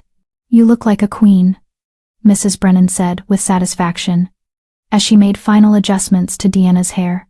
She had styled it in an intricate arrangement that looked effortless but had taken nearly an hour to perfect. Deanna stared at her reflection in the full-length mirror, and barely recognized herself. The woman looking back at her was elegant, poised, aristocratic. She looked like she belonged in a castle, like she deserved the title of Duchess. But inside she still felt like the girl carrying water buckets, waiting for someone to expose her as a fraud. Remember, Mrs. Brennan said, placing a gentle hand on Deanna's shoulder. You are the Duchess of Northridge. These people may have been born to privilege, but you earned your place through character. Hold your head high. A knock at the door announced Vincent's arrival. Mrs. Brennan opened it, then stepped aside with a knowing smile. Vincent stood in the doorway, in formal court attire, a black coat with silver buttons, a crisp white shirt, a burgundy vest embroidered with his ducal crest. He looked every inch the powerful nobleman he was. But when he saw Deanna, his careful composure cracked, and his face filled with such genuine awe that she felt her anxiety ease slightly. "Dina," he breathed. I have no words. "Is it too much?" she asked, suddenly self-conscious. "It's perfect. You're perfect." He crossed the room and took her hands, careful not to disturb her carefully arranged hair. "Are you ready?" "No," she admitted, "but I don't think I'll ever be ready, so we might as well proceed." Vincent smiled. "That's my Duchess. Come, let's show the court what they've been missing." The reception was held in the castle's grand ballroom, a space so vast and ornate that Deanna felt dizzy just looking at it. Crystal chandeliers hung from the ceiling, casting prismatic light across the polished marble floors. Musicians played soft music from a raised platform, and everywhere, absolutely everywhere, were nobles in their finest attire, glittering with jewels and privilege. The conversation died as Vincent and Deanna appeared at the top of the grand staircase. Hundreds of eyes turned to assess the new Duchess. Deanna felt the weight of their collective judgment like a physical force pressing against her chest. "Breathe," Vincent murmured. "And smile. Let them see confidence." Deanna forced her lips into what she hoped was a gracious smile, and descended the stairs on Vincent's arm. Every step felt precarious, as if she might stumble and tumble down in front of everyone. But she made it to the bottom without incident, and the musicians struck up a more formal melody. "Ladies and gentlemen," the chamberlain's voice rang out. "His Grace, the Duke of Northridge, and Her Grace, the Duchess of Northridge." Polite applause followed, though Deanna could hear the whispers underneath it. "Is that her? So plain, really. I expected someone more impressive." What was Vincent thinking? Look at how she walks, no grace at all. Vincent's grip on her arm tightened slightly, not enough to hurt, but enough to remind her he was there. They moved into the crowd, and immediately nobles began approaching, eager to be formally introduced to the mysterious woman who had captured the Duke's heart. "Your Grace," said a tall, distinguished man with silver hair. "Lord Calvin Benjamin. May I say what an honor it is to meet you?" Vincent has always had exquisite taste. "Thank you, Lord Benjamin," Deanna replied, grateful when her voice came out steady. "That's very kind." "And where did you say your family hails from?" asked the woman beside him, Lady Benjamin, presumably. "Thornhill Valley," Deanna said simply. "In the mountain territories." "Thornhill Valley," Lady Benjamin repeated, clearly never having heard of it. "How quaint. And your father's title?" "He has none. He's a farmer." The silence that followed was deafening. Lady Benjamin's smile froze on her face. Lord Benjamin looked deeply uncomfortable. Around them, other nobles who had been pretending not to listen now stared openly. "A farmer," Lady Benjamin said faintly. "I see. My wife's worth isn't determined by her father's occupation," Vincent said coolly. "It's determined by her character. Something that seems to be in short supply among certain members of the nobility." Lord Benjamin had the grace to look embarrassed. "Of course, Your Grace. I meant no offense." They moved on, but the damage was done. The whispers grew louder, more pointed. Deanna could feel eyes following her, hear the barely concealed mockery in the voices around her. "Did you hear? A farmer's daughter. No wonder she has no bearing. She probably milked cows before this." How utterly humiliating for Vincent. Though I suppose even dukes make mistakes. Each comment felt like a small cut, and Deanna had to fight the urge to turn and run from the ballroom. This was worse than Thornhill Valley. At least there, she had known what to expect. Here, the cruelty was wrapped in elegant language and false smiles, making it somehow more insidious. "Your Grace," a smooth voice said behind them. Deanna turned to find the woman from Christopher's briefing, Lady Constance Hartley. She was even more beautiful in person, with perfect golden hair and eyes like chips of ice. "How wonderful to finally meet you. Vincent has been keeping you quite hidden away." "Lady Constance," Vincent said, his tone carefully neutral. "May I present my wife, Deanna?" "Deanna, this is Lady Constance Hartley." "A pleasure," Constance said, though her smile didn't reach her eyes. You must tell me everything about yourself. I'm absolutely fascinated. How does a farmer's daughter end up married to one of the most powerful men in the kingdom? It's quite the fairy tale. The word fairy tale dripped with condescension. Deanna recognized the tactic. It was the same one Peggy Wright had used for years, disguising cruelty as curiosity. It's not a fairy tale, Deanna said quietly. It's just life. Sometimes people find each other despite different circumstances. How poetic, Constance said. Though I do wonder, and forgive me for being forward, but don't you find court life terribly confusing? All the rules and protocols? It must be so different from…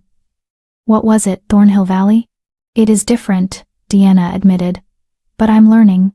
Of course you are. With Vincent as your teacher, how could you not? Constance placed a delicate hand on Vincent's arm, a gesture of casual intimacy that made Deanna's stomach tighten. Vincent is so patient. Remember when you taught me to dance the Pavani, Vincent? I was absolutely hopeless at first, but you were so encouraging. That was years ago, Constance, Vincent said, smoothly removing her hand from his arm. If you'll excuse us, I see Christopher signaling. As they walked away, Deanna felt her composure cracking. She's in love with you. She's in love with my title, Vincent corrected. There's a difference. She's beautiful, educated. She knows how to be a duchess. I don't understand why you didn't marry someone like her. Vincent stopped walking and turned to face her fully. Around them, the party continued, but he seemed oblivious to the watching eyes. Because she's not you. Because when I talk to her, I feel nothing.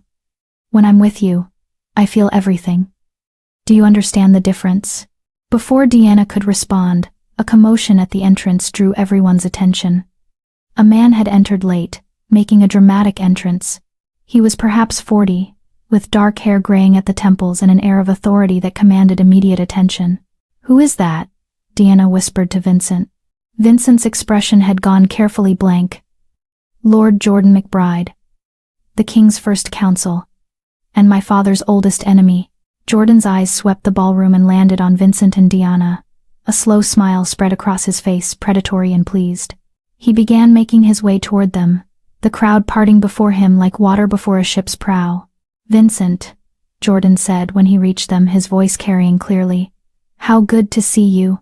And this must be your new bride, the one everyone's been talking about. Lord McBride, Vincent said coolly. I didn't realize you'd be attending. Oh, I wouldn't miss this for the world. The Duke of Northridge's wedding is quite the event. Even if it is rather unconventional. Jordan turned his full attention to Deanna, and she felt pinned under his gaze like a butterfly on a collector's board. Your Grace, congratulations on your remarkable elevation in status. From peasant to duchess, truly. It's the stuff of legends. The word peasant hung in the air, ugly and deliberate. Around them, nobles watched with barely concealed anticipation, waiting to see how Deanna would respond. Vincent stepped forward, his voice dangerous. Choose your next words carefully, McBride. I'm merely stating facts, Jordan said innocently, no insult intended. I'm sure Her Grace is perfectly adequate for her new role, though I must say, Vincent, I'm surprised. Your father always insisted on the importance of breeding, of bloodlines. I wonder what he would think of this match. My father is dead, Vincent said flatly. His opinions no longer matter, don't they? Jordan's smile widened. I wonder. You carry his name, his title, his responsibilities. Can you truly escape his legacy? Or will you eventually realize, as he always knew, that some things matter more than romantic notions? Things like duty, alliance, the strength of noble blood? Deanna felt something inside her snap. For 3 days, she had endured lessons on etiquette, on being polite, on playing by the rules of this world. But these rules were designed to keep people like her in their place, to make her feel small and inadequate, while nobles like Jordan used pretty words to mask their cruelty. She was tired of feeling small. Lord McBride, she said, her voice clear and carrying. The ballroom grew quieter as people strained to hear. You speak of bloodlines as if they determine worth, as if being born into privilege automatically makes someone valuable. But from where I'm standing, you're just a man. No better. No worse than any other. Your title didn't make you kind. Your breeding didn't teach you compassion. Your bloodline didn't give you wisdom. You have all the advantages of nobility, and yet you use them to belittle someone you don't even know. That doesn't make you noble. It makes you small." The silence that followed was absolute. Jordan's face had gone dark red. Around them, nobles stood frozen, shocked by Diana's audacity. "How dare you?" Jordan began. "I dare because I have nothing to lose," Dina interrupted, her fear transforming into something fiercer. "You all stand here judging me, mocking my background, questioning whether I deserve my position. But what have you done to deserve yours? You were born into wealth and privilege, you didn't earn it. At least I know what it means to work, to struggle, to survive without the cushion of family name and fortune. At least I know the value of kindness, because I know what it's like to need it. What do you know, Lord McBride, besides how to insult women at parties?" "Dina," Vincent said quietly, but there was admiration in his voice, not warning. Jordan's hands were clenched into fists. "You'll regret speaking to me that way." "Perhaps," Dina said, "but at least I'll regret it honestly. I won't hide my feelings behind false courtesy and veiled insults. I won't pretend to be something I'm not just to make you comfortable. If that makes me unfit for this world, then perhaps this world needs to change." She turned to Vincent. "I need some air." Vincent nodded, his eyes shining with something that might have been pride. "Of course." They walked through the stunned crowd toward the terrace doors. Behind them, the silence exploded into frantic whispers. But Diana didn't care anymore. She had spent her entire life being crushed under other people's judgment. She refused to live that way anymore, even if it meant failing as a duchess. On the terrace, the night air was cool and clean after the stifling atmosphere of the ballroom. Diana gripped the stone railing, her whole body trembling with the aftermath of adrenaline. "I'm sorry," she said without turning around. "I know I probably just destroyed any chance of being accepted here." "You were magnificent," Vincent said, coming to stand beside her. "Absolutely magnificent. I insulted one of the most powerful men in the kingdom. You told him the truth. Something most people are too afraid to do." Vincent turned her to face him, his hands gentle on her shoulders. "Dina, do you know what I saw in there? I saw someone with more courage than everyone in that ballroom combined. They hide behind manners and protocol, saying terrible things in polite ways. You refused to play that game. You stood up for yourself with honesty and dignity. That's exactly what this court needs. But Lord McBride is a bully who's been allowed to terrorize people for years because no one dares challenge him. You just did what dozens of nobles have wanted to do but were too cowardly to attempt." Vincent smiled. "He'll make trouble, certainly. But you've also earned respect from people who value courage over cowardice." "Do you really think so?" "I know so." Vincent pulled her close, wrapping his arms around her. "You don't have to be like them, Diana. You don't have to become cold and calculating to survive here. Just be yourself, honest, strong, compassionate. That's all I've ever wanted. That's all you need to be." Diana rested her head against his chest, listening to the steady beat of his heart. The reception was still happening inside, and she knew they would have to return eventually. There would be consequences for her outburst. Jordan would seek revenge, others would judge her even more harshly, and the whispers would multiply. But for this moment, standing in Vincent's arms under the stars, Diana felt something she had never experienced before. Not just hope, but pride. Pride in herself, in her refusal to be diminished, in her choice to be honest rather than polite. She was the Duchess of Northridge, and she would be that duchess on her own terms, or not at all. Inside the ballroom, the reception continued, and across the kingdom, the word began to spread of the farmer's daughter, who had become a duchess and dared to challenge a lord to his face. Some would call her foolish, others would call her brave, but everyone would remember her name. Chapter 8: The Test of Character. The morning after the reception, Dina woke to find the castle in an uproar. Servants whispered in corners, their voices dying as she passed. Mrs. Brennan appeared at her chambers with tea and a troubled expression. "Your Grace," the housekeeper said carefully, setting down the tray.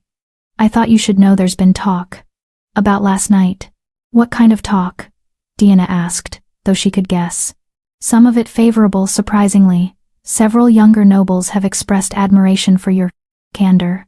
But Lord McBride has been quite vocal about his displeasure. He's calling you unfit for your position. Uneducated. A disgrace to the duchy. Deanna's stomach clenched, but she kept her voice steady. What does Vincent say? His Grace is in meetings all morning, dealing with the fallout. Lord McBride is demanding an apology.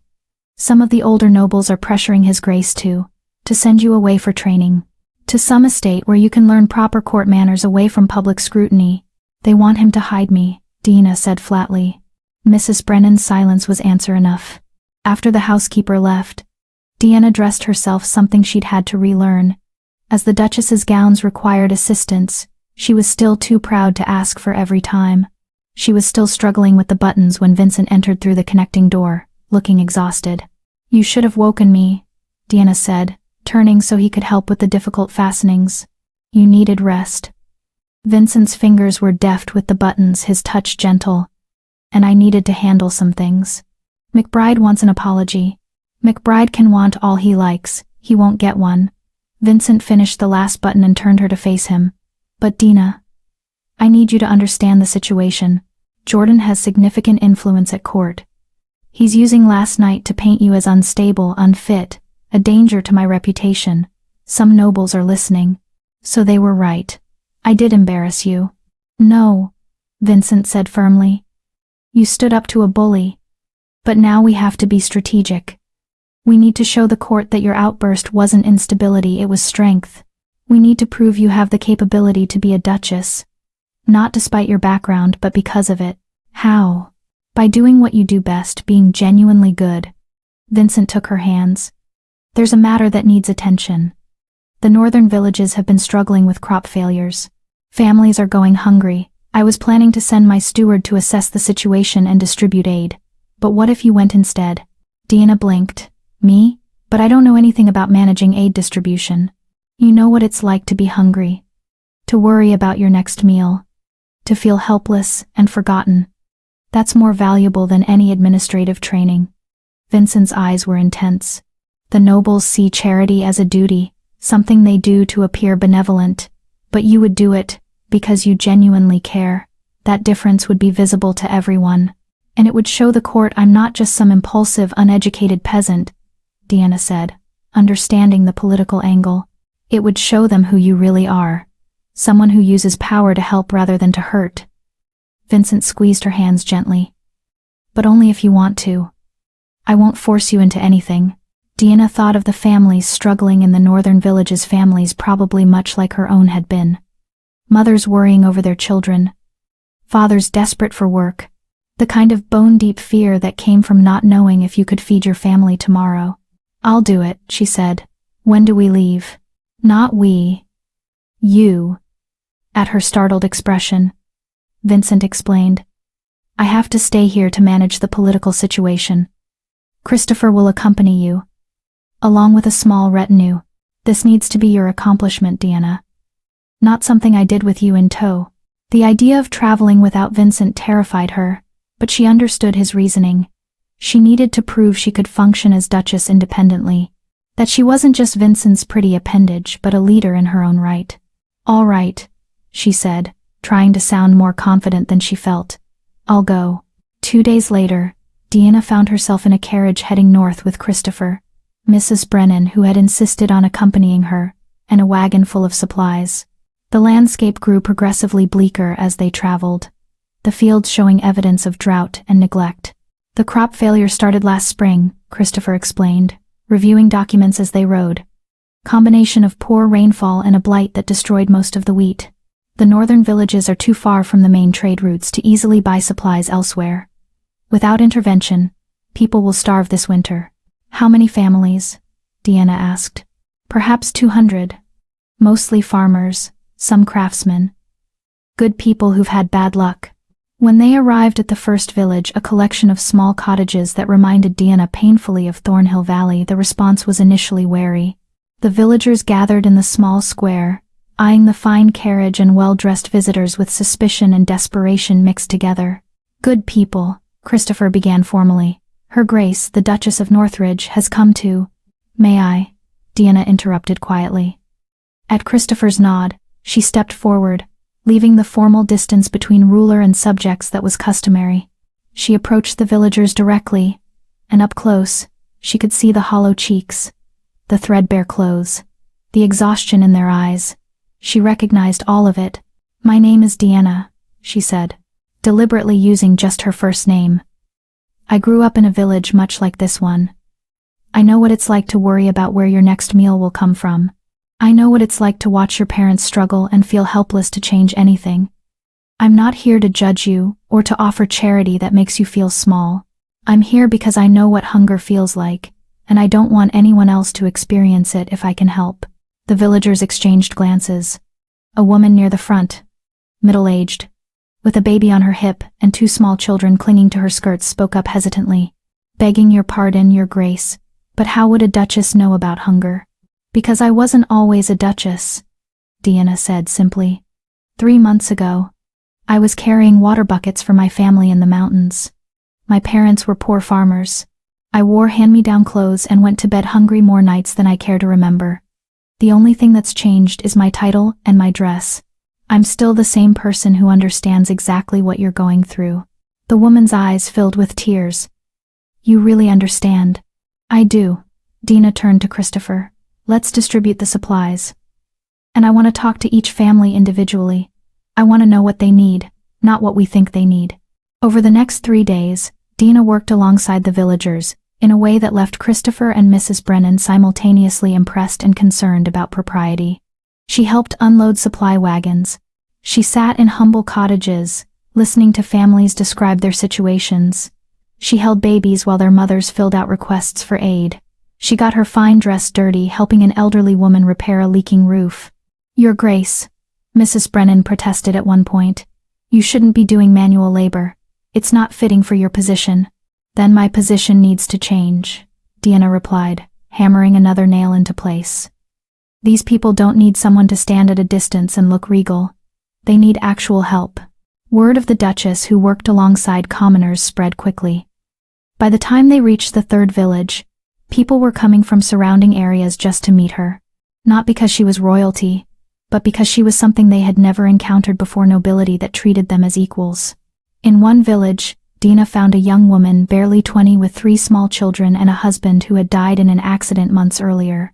The woman, Sarah, was trying to manage their small farm alone, but it was clear she was overwhelmed and nearly broken by grief and responsibility. Dina sat with her for over an hour, not as a duchess dispensing charity, but as one woman to another who understood struggle. She arranged for neighboring farmers to help with the harvest work. She ensured Sarah would receive regular food supplies through the winter.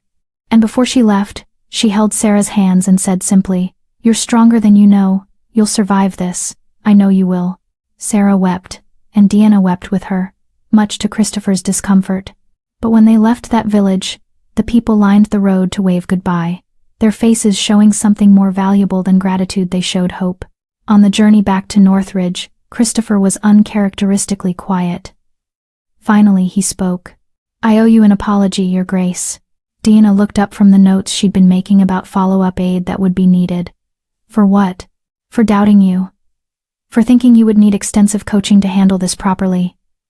"You didn't need coaching at all. You knew exactly what to do." "I just treated them the way I would have wanted to be treated," Deanna said. "The way no one ever treated me in Thornhill Valley. It's not complicated." "But that's exactly what makes it extraordinary," Christopher insisted. "Do you know what most nobles do on charitable missions? They stand at a distance, make pretty speeches, hand out supplies through intermediaries, and leave feeling virtuous without ever actually connecting with the people they're supposedly helping. You didn't do any of that. You saw them as people, not as problems to be solved. And they felt the difference. Do you think it will help? With the court, I mean?" Christopher smiled. "Word is already spreading. The village leaders are writing to Vincent, praising your compassion and effectiveness. Other nobles are hearing stories about the Duchess who got her hands dirty helping repair roofs. It's not the kind of story Jordan can easily twist into something negative." When they arrived back at the castle, Vincent was waiting in the courtyard. Dina barely had time to exit the carriage before he pulled her into an embrace, not caring who was watching. "I missed you," he murmured into her hair. "It's only been 5 days. 5 days too long." He pulled back to look at her face. Christopher sent daily reports. Dina, what you did, how you handled everything. I'm so proud of you. I just helped people. You did more than that. You showed the court what real nobility looks like. Not titles and bloodlines, but character and compassion. Vincent's eyes were shining. There's something you need to see. He led her inside to his study, where dozens of letters were spread across his desk. These arrived while you were gone, from nobles throughout the kingdom. Condemning me? Dina guessed, her stomach sinking. Read them. She picked up the nearest letter. It was from Lord Calvin Benjamin, the man whose wife had been so condescending at the reception. Your Grace. I write to apologize for my wife's treatment of the Duchess at the recent reception. We have heard reports of her charitable work in the northern villages, and I am ashamed to admit we judged her harshly without knowing her character. She has shown more genuine nobility in 1 week than most of us show in a lifetime. Please convey our respect and admiration. Diana picked up another letter, then another. Most were variations on the same theme, nobles who had mocked her now expressing respect, admiration, even apology. But not everyone, Vincent said, pointing to a separate pile. Jordan is still calling for your removal, and some of the older, more traditional nobles agree with him. They see your work in the villages as beneath your station, unbecoming of a duchess. So I'm still fighting an uphill battle. We both are, Vincent corrected. But we're winning more ground than we're losing. The younger nobles especially are rallying to your side. You're becoming something unexpected, a symbol of change. Of what nobility could be if it actually lived up to its name. There was a knock at the door. A servant entered with a message. Your Grace, Lady Constance Hartley is here. She requests an audience with the Duchess. Diana and Vincent exchanged glances. That's unexpected, Vincent said. Do you want to see her? Every instinct told Diana to refuse. Constance had been cruel at the reception, and there was no reason to think this visit would be anything but more of the same. But refusing to see her would be seen as cowardice or pettiness. I'll see her, Diana said. Alone. Dana, if I'm going to be a duchess, I need to handle situations like this myself. Trust me. Vincent looked like he wanted to argue, but finally nodded. I'll be right outside if you need me. A few minutes later, Constance entered the study. She looked as perfect as ever, blonde hair styled immaculately, dress that probably cost more than Diana's family cottage in Thornhill Valley. But there was something different in her expression. Something that might have been uncertainty. Your Grace, Constance said with a curtsy that seemed sincere. Thank you for seeing me. Lady Constance, Dina replied neutrally. What can I do for you? I came to apologize. The words came out stiffly, as if Constance wasn't accustomed to saying them. My behavior at the reception was inexcusable. I was cruel, and I'm ashamed of it. Dina studied the other woman carefully, trying to determine if this was genuine or another political game. What changed? I heard about what you did in the northern villages, about how you worked alongside commoners, how you treated them with dignity and respect. Constance met her eyes directly. I've been a noble my entire life, and I've never once done anything that actually helped anyone. I dispense charity because it's expected, but I've never truly cared about the people I'm supposedly serving. You've been a duchess for mere weeks, and you're already doing more good than I've done in 30 years. That's not true. It is true, Constance interrupted, and it's made me realize something painful. I wanted to marry Vincent because of his title, his power, his wealth. I never once thought about what I could offer him beyond political connections and an acceptable bloodline. But you give him something real. Partnership. Genuine affection. Someone who sees him as a person rather than a prize to be won. Diana was silent, not sure how to respond. I don't expect you to forgive me, Constance continued. But I wanted you to know that you've changed my mind. About you. About what matters. About what nobility should mean. And for what it's worth, I think Vincent chose well. Better than I would have admitted at the reception. Thank you, Diana said quietly.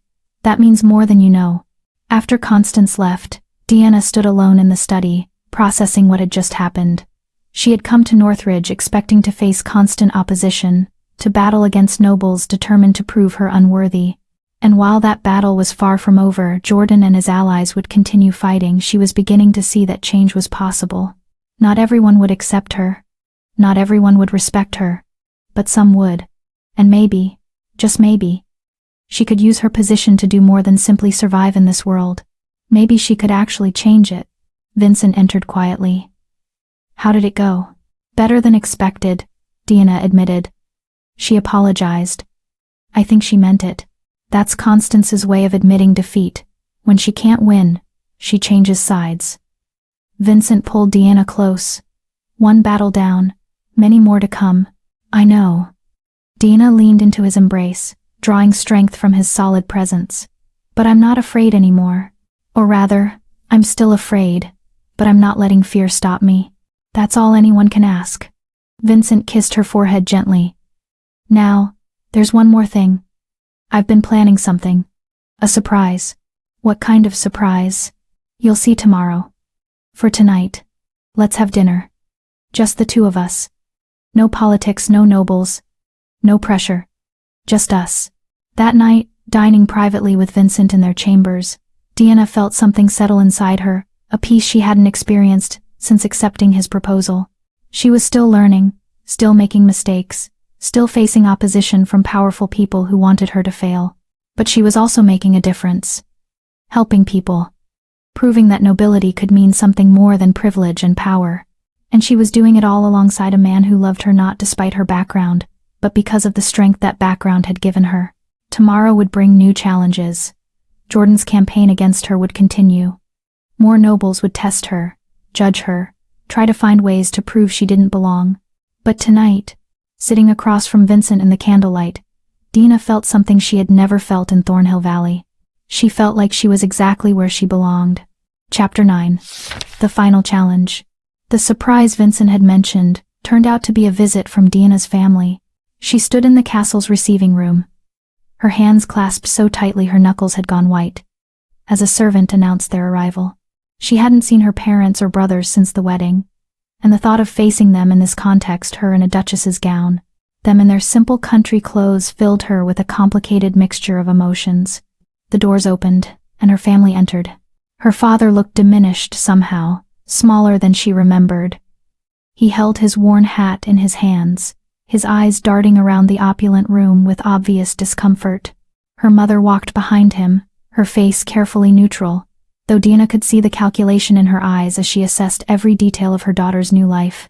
Her brothers, Thomas and William, looked awkward and out of place, like young trees transplanted into foreign soil.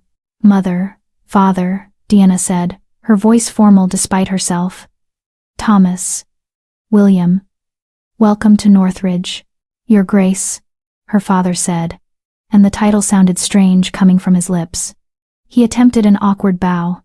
Please, father, you don't need to bow to me. I'm still your daughter. Are you? Her mother's voice was sharp, her eyes taking in Deanna's elaborate dress, her styled hair, the servants hovering discreetly in the background. You look like a stranger, like someone who's forgotten where she came from. The accusations stung, especially because part of Deanna had worried about exactly that becoming a duchess would somehow erase the person she had been. I haven't forgotten, Deanna said quietly.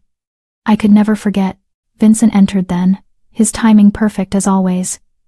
He greeted Deanna's family with warmth and respect, putting them at ease in a way Deanna hadn't managed. He insisted they stay at the castle for a week, giving them the guest quarters in the East Wing. He arranged for tours of the city, entertainment, everything they could possibly want. But as the days passed, Deanna began to see her family through new eyes.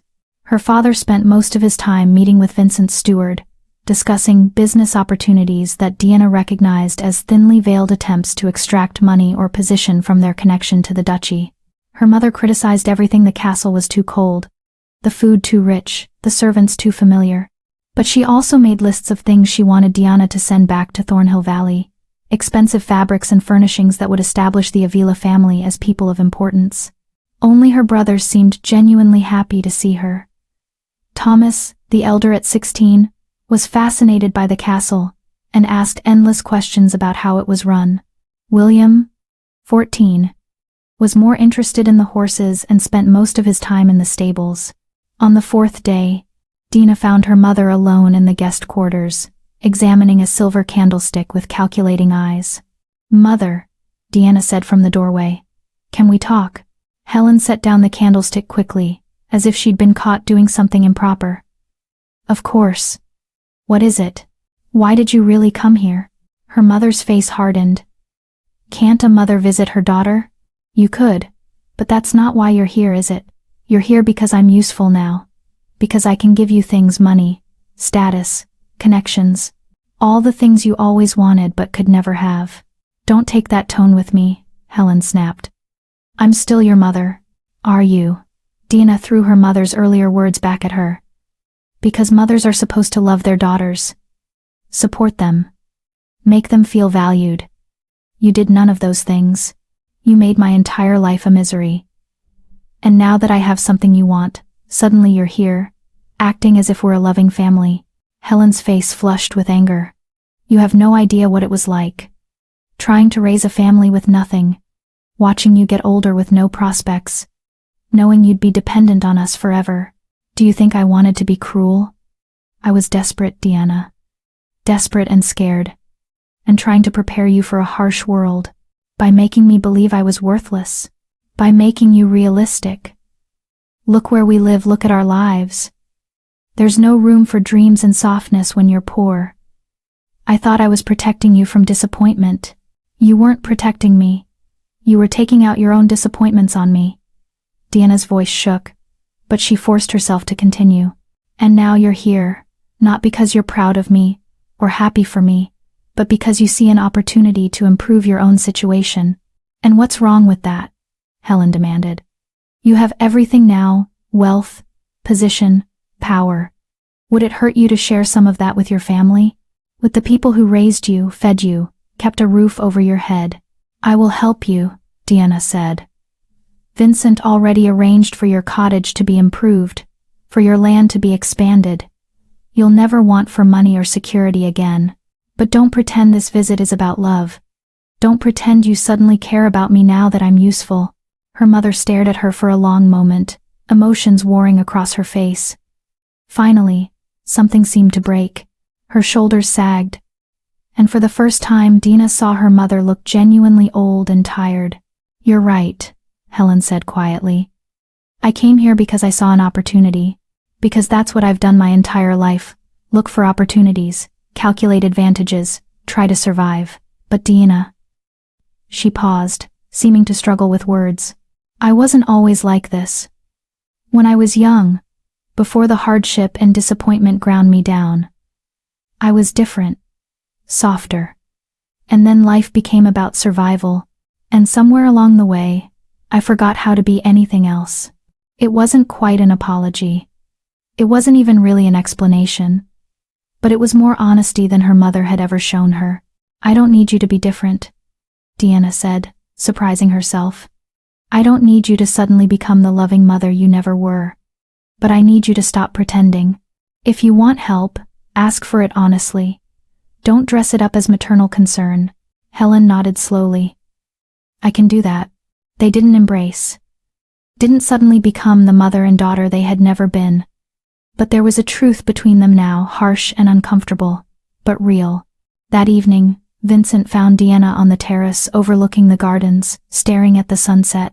Your mother told me about your conversation, he said, joining her at the railing. Are you all right? I think so. It's strange, I thought confronting her would feel triumphant, like I was finally standing up to years of cruelty, but mostly I just feel sad. Sad for her, for me, for all the years we could have had a real relationship if circumstances had been different. You're more generous than I would be, Vincent observed. Not generous. Just tired of carrying anger. It's too heavy. Deanna leaned against him, grateful for his steady presence. But it made me realize something. I was so focused on proving myself worthy to the nobles, to the court, to everyone watching. But I never thought about proving myself to my own family, about showing them that I'm more than they ever believed I could be. You don't have to prove anything to anyone, Vincent said firmly. Maybe not. But I want to anyway. She turned to face him. I want to use this position, this power I never asked for, to help people like my family. People who are trapped by poverty and circumstances. People who become cruel because life gives them no room for kindness. I can't change my past, but maybe I can change someone else's future. Vincent smiled, pulling her close. Have I mentioned lately that I made the right choice in marrying you? Before Dina could respond, Christopher appeared at the terrace doors, his expression serious. Sorry to interrupt, but we have a situation. Lord McBride has made his move. They returned to Vincent's study, where Christopher had spread several documents across the desk. Jordan's filed a formal complaint with the King's Council. He's claiming that your marriage is invalid. On what grounds? Vincent demanded.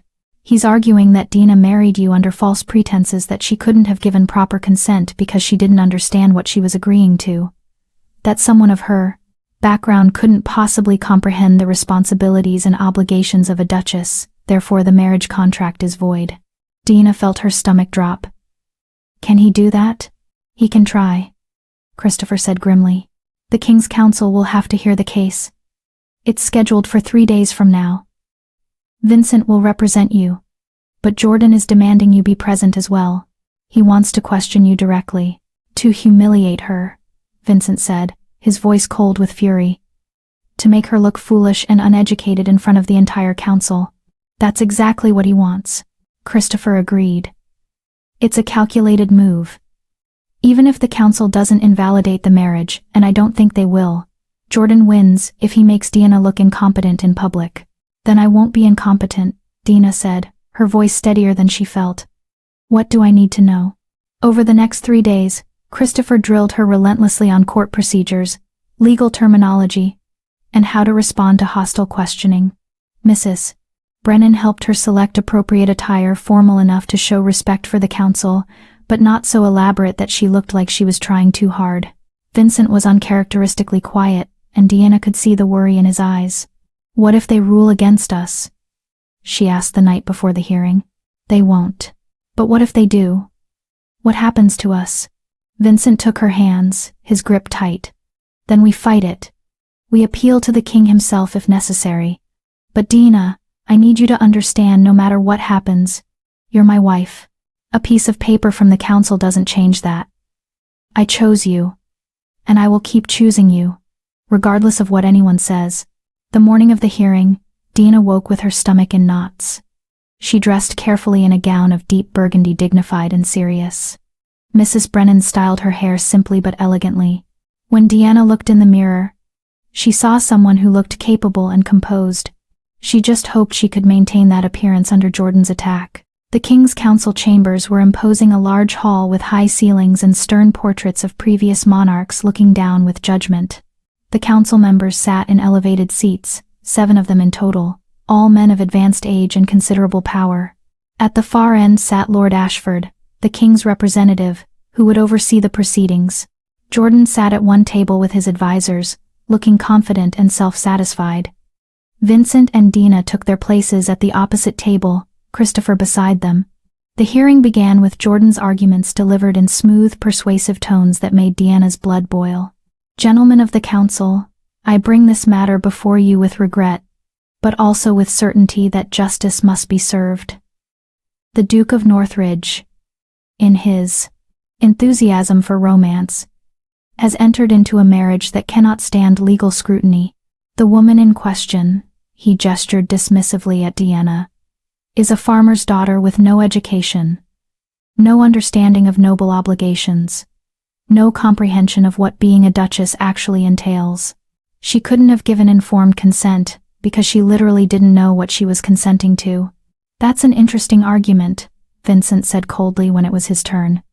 It suggests that only people born into nobility can understand nobility, that education and birth determine capability.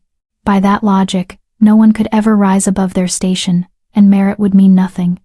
Is that really the precedent this council wants to set? The debate went back and forth, legal arguments piling upon each other, and then Lord Ashford spoke. We've heard the legal arguments. Now I'd like to hear from the Duchess herself.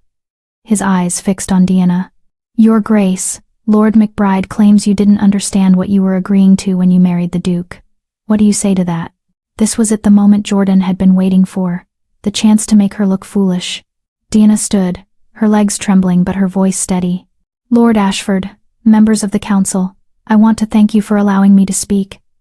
Lord McBride is correct about one thing. I didn't fully understand what being a duchess would entail when I married Vincent. How could I? I'd never been one before. But does that invalidate my consent?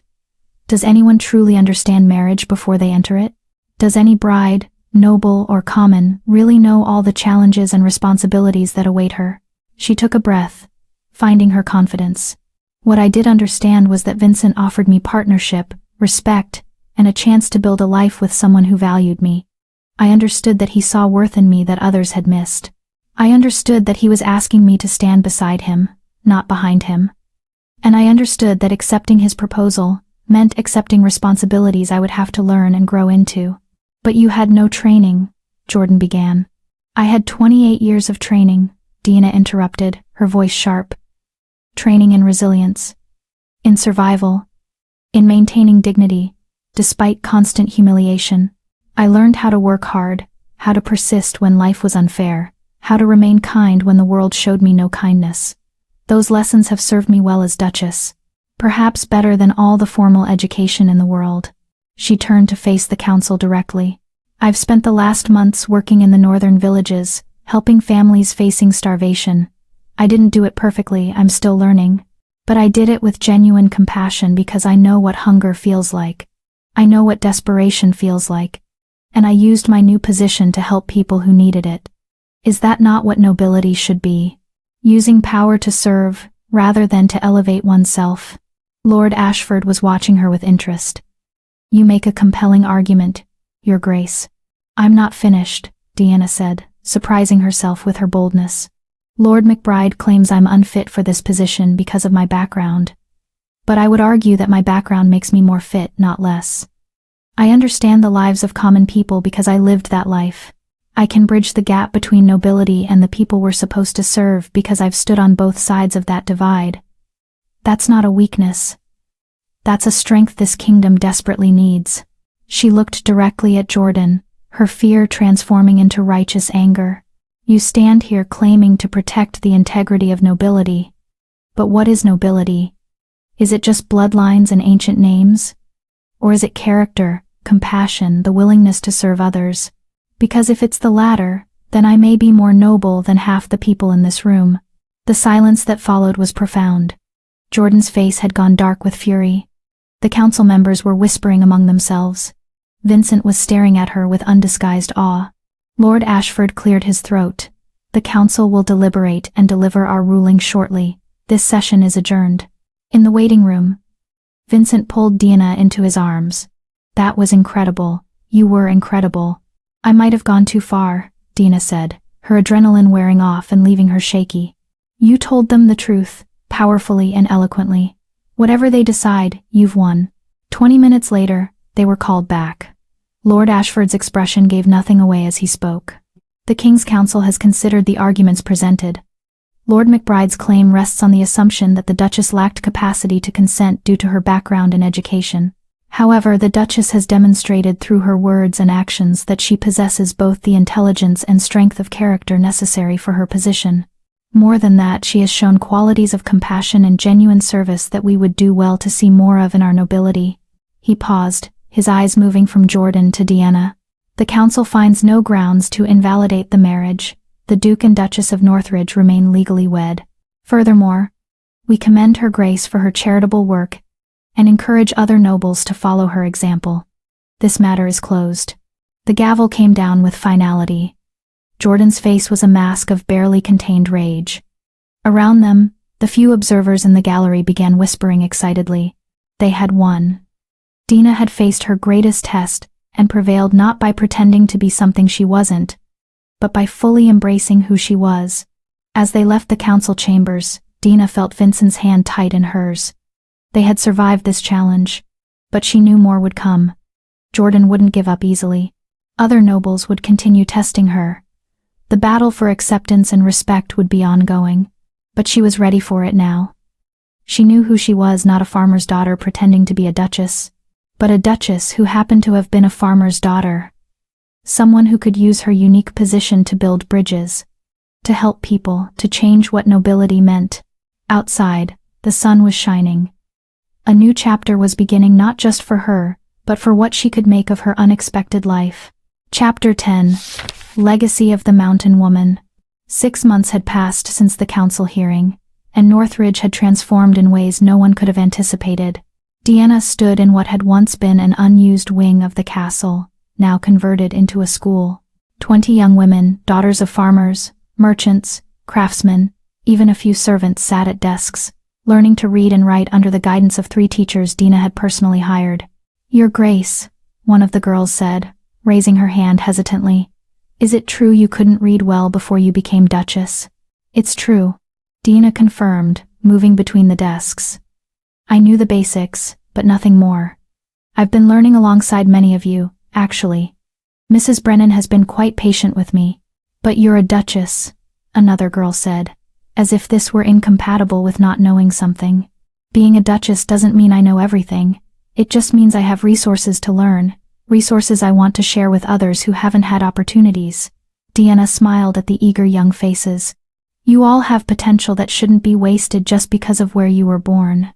After the class, Dina met with Christopher in her private study, a room Vincent had set aside for her official work. The walls were covered with maps of the duchy, charts tracking the progress of various charitable initiatives, and letters from villagers she'd helped. "The northern villages are thriving," Christopher reported, reviewing his notes. "The harvest this year was successful, and the families you helped are back on their feet. Several have written to express their gratitude." "Good. What about the women's cooperative?" "Growing faster than we anticipated. The preserves and textiles they're producing are in high demand. Several noble houses have placed orders, actually. They like the quality, and apparently, it's become fashionable to support enterprises that help common women achieve independence." Dina smiled. "Fashionable.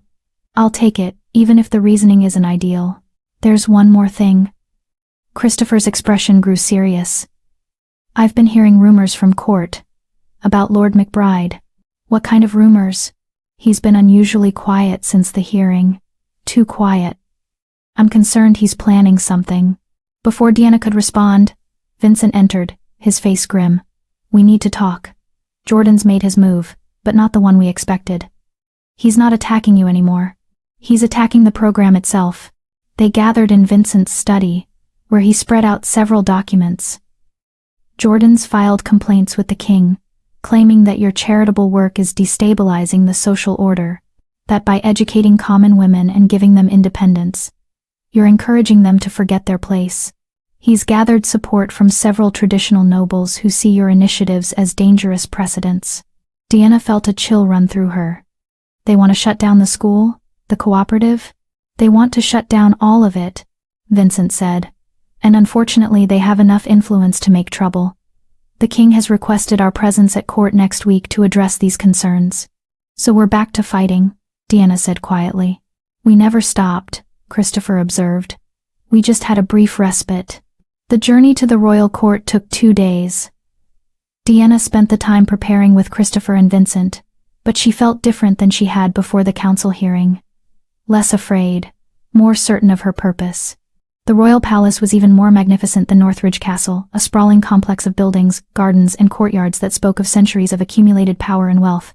Servants in royal livery guided them to their quarters, and the next morning they were summoned to the throne room for a private audience with King Henry. The king was perhaps 50, with graying hair and sharp eyes that assessed Deanna with interest as they were announced. Lord McBride stood to one side, along with several other nobles Deanna recognized as his allies.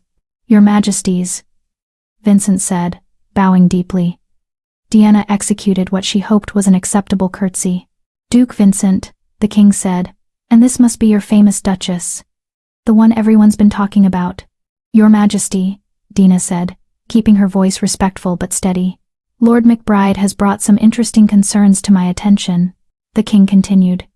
"He claims your charitable work is causing unrest, that common women are developing ideas above their station. What do you say to that?"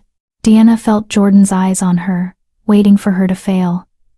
But she had learned something in the past months. She didn't need to play by their rules. She just needed to tell the truth. "Your Majesty, I say that Lord McBride is afraid." The room went silent. Jordan's face flushed with anger. Even Vincent looked surprised by her directness. "Afraid?" the king repeated, his eyebrows rising. Yes, Your Majesty. He's afraid that if common people, especially women, have education and independence, they won't be as easy to control. They'll start asking questions about why they're poor while nobles are wealthy, why they have no voice while others make decisions that affect their lives. That's terrifying to people like Lord McBride, whose power depends on keeping others powerless. How dare you? Jordan began. I'm not finished, Dina interrupted, her voice cutting through his protest. Lord McBride claims I'm destabilizing the social order. But what kind of social order requires keeping people ignorant and dependent to survive? What kind of system is so fragile that it can't withstand women learning to read or supporting themselves? She turned to face the king directly. Your Majesty, I've seen what happens when people have no hope. I've lived it. When people are desperate and powerless, they don't become docile, they become dangerous. They revolt, they riot, they turn to crime because they have no other options. But give them education, opportunity, a path to improve their lives, and they become invested in the kingdom's stability. They become loyal because they have something to lose.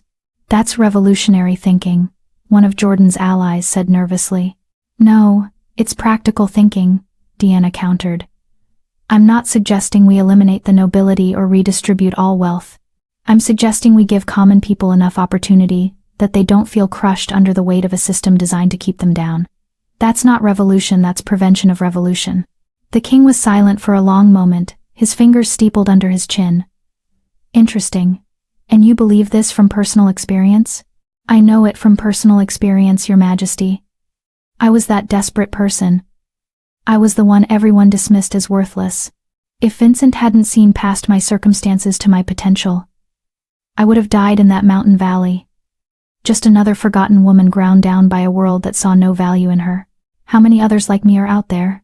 How much potential is being wasted because we're too afraid to let people rise above the circumstances of their birth? She makes a compelling argument, the king said thoughtfully. She makes a dangerous argument, Jordan interjected. Your Majesty, if we start treating common people as if they're equal to nobility, where does it end? The entire foundation of our society is already crumbling, Deanna said quietly. You just don't see it yet. The villages I've visited, the people are starving, struggling, watching their children grow up with no future. How long do you think they'll accept that before they decide they have nothing left to lose? I'm offering them hope, which makes them less likely to revolt, not more. The king studied her for a long moment. You're quite unlike any duchess I've ever met. I'm unlike any duchess there's ever been, Your Majesty. I don't say that with pride or arrogance, just as fact. I bridge two worlds that rarely touch, and I'm trying to use that unique position to strengthen the kingdom, not weaken it. Your Majesty, Vincent spoke up. If I may, the villages where my wife has implemented her programs have seen decreased crime, increased productivity, and stronger loyalty to the crown. The women in her cooperative pay taxes on their earnings.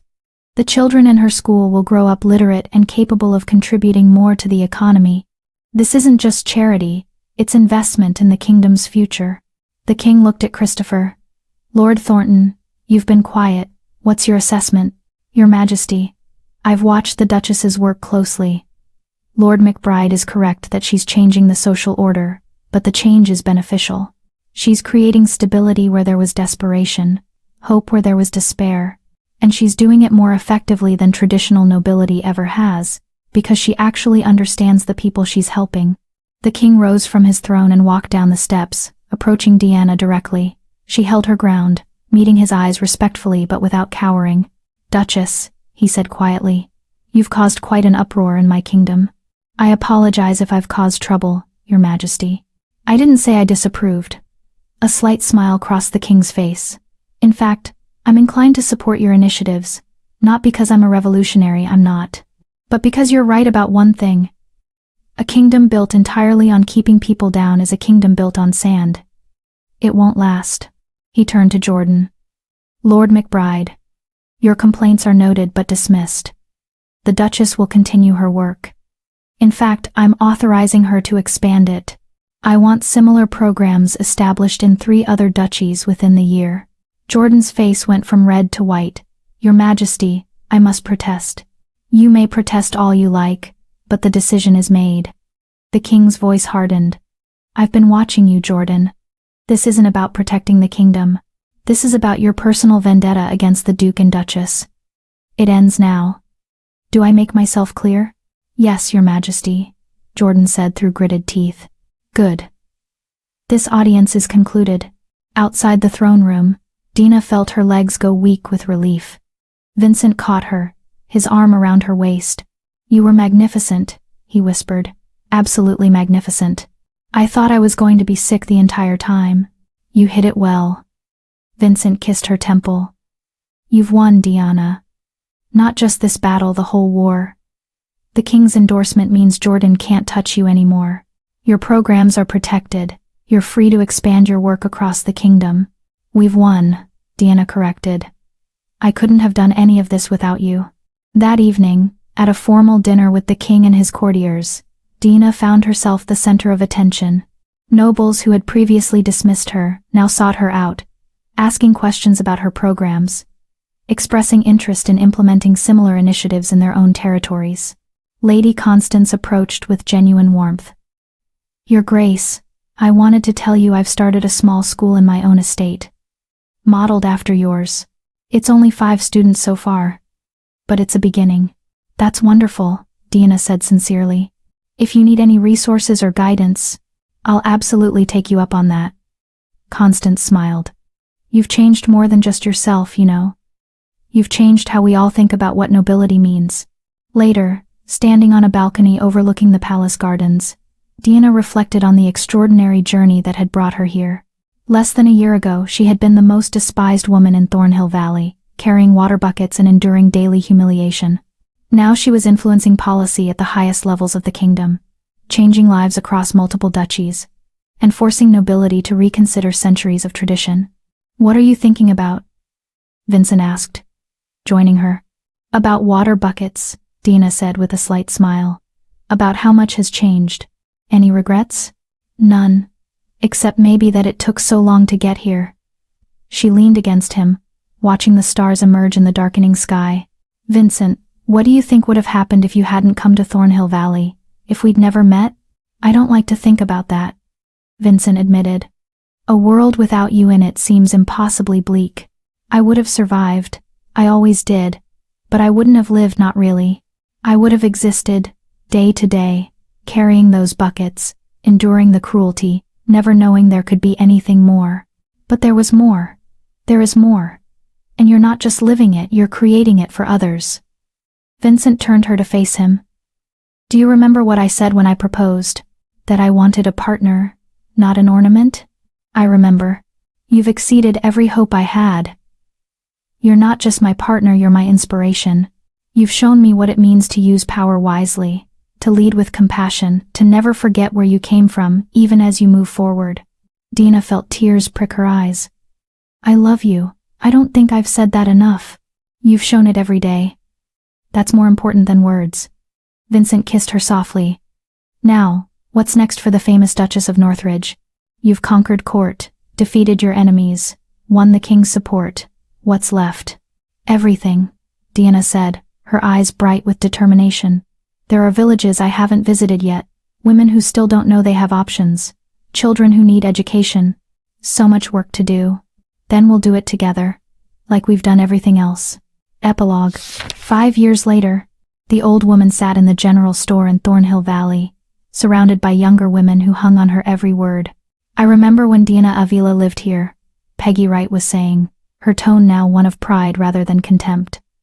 I always knew she was special. Always knew she'd do great things. The younger women nodded respectfully, not knowing that Peggy had been one of Diana's cruelest tormentors. Memories were flexible things, and Peggy had thoroughly rewritten hers to put herself in a better light. Is it true the Duchess is opening a school here? One girl asked eagerly. Not just a school, a whole center for women's education and enterprise.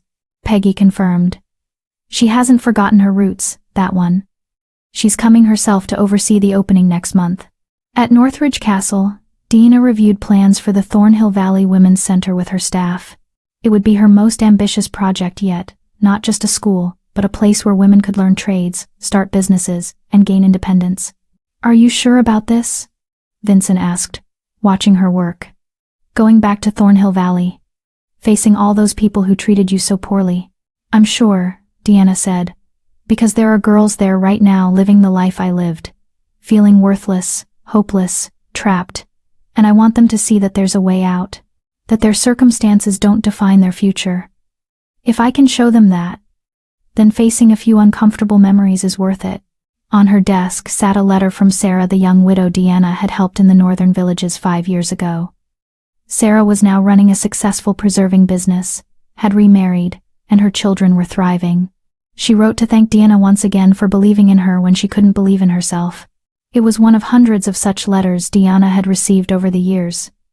Each one represented a life changed, a future made brighter, a person given hope when they had none. Mother sent word she'll attend the opening, Vincent said, referring to Deanna's mother, who now lived comfortably in an expanded cottage just outside the valley. Their relationship would never be warm, but it had evolved into something honest. Helen no longer pretended maternal affection, and Deanna no longer expected it. But they maintained respectful contact, and Helen, in her way, had become one of Deanna's most vocal supporters in the valley. That's good, Deanna said. She should see what's being built there, what her daughter became despite everything. Because of everything, Vincent corrected. Your struggles made you who you are, made you perfect for this work. Deanna set down her pen and walked to the window, looking out over the duchy that was now her home. 5 years ago, she had stood at a creek in Thornhill Valley, alone and desperate, certain her life would never amount to anything. Now she was changing the kingdom, one woman at a time, one village at a time, and the work was far from finished. Come to bed, Vincent said, wrapping his arms around her from behind. The plans will still be there tomorrow. Just a few more minutes. I want to finish this section. You always say that. And then hours pass. But Vincent's tone was affectionate, not critical. He had long since accepted that his wife's dedication to her work was part of what made her extraordinary. Later that night, lying beside Vincent in the darkness, Deanna thought about the girl she had been, the one who carried water buckets and believed she was worthless. She wished she could go back and tell that girl what was coming, that the mockery and cruelty would end, that someone would see her true value, that she would not only survive but thrive in ways she couldn't imagine. But perhaps that girl needed to walk that hard road to become the woman who could change a kingdom. Perhaps the suffering had a purpose, even if that purpose was only visible in hindsight. Thank you, she whispered into the darkness. For what? Vincent asked sleepily. For seeing me. For choosing me.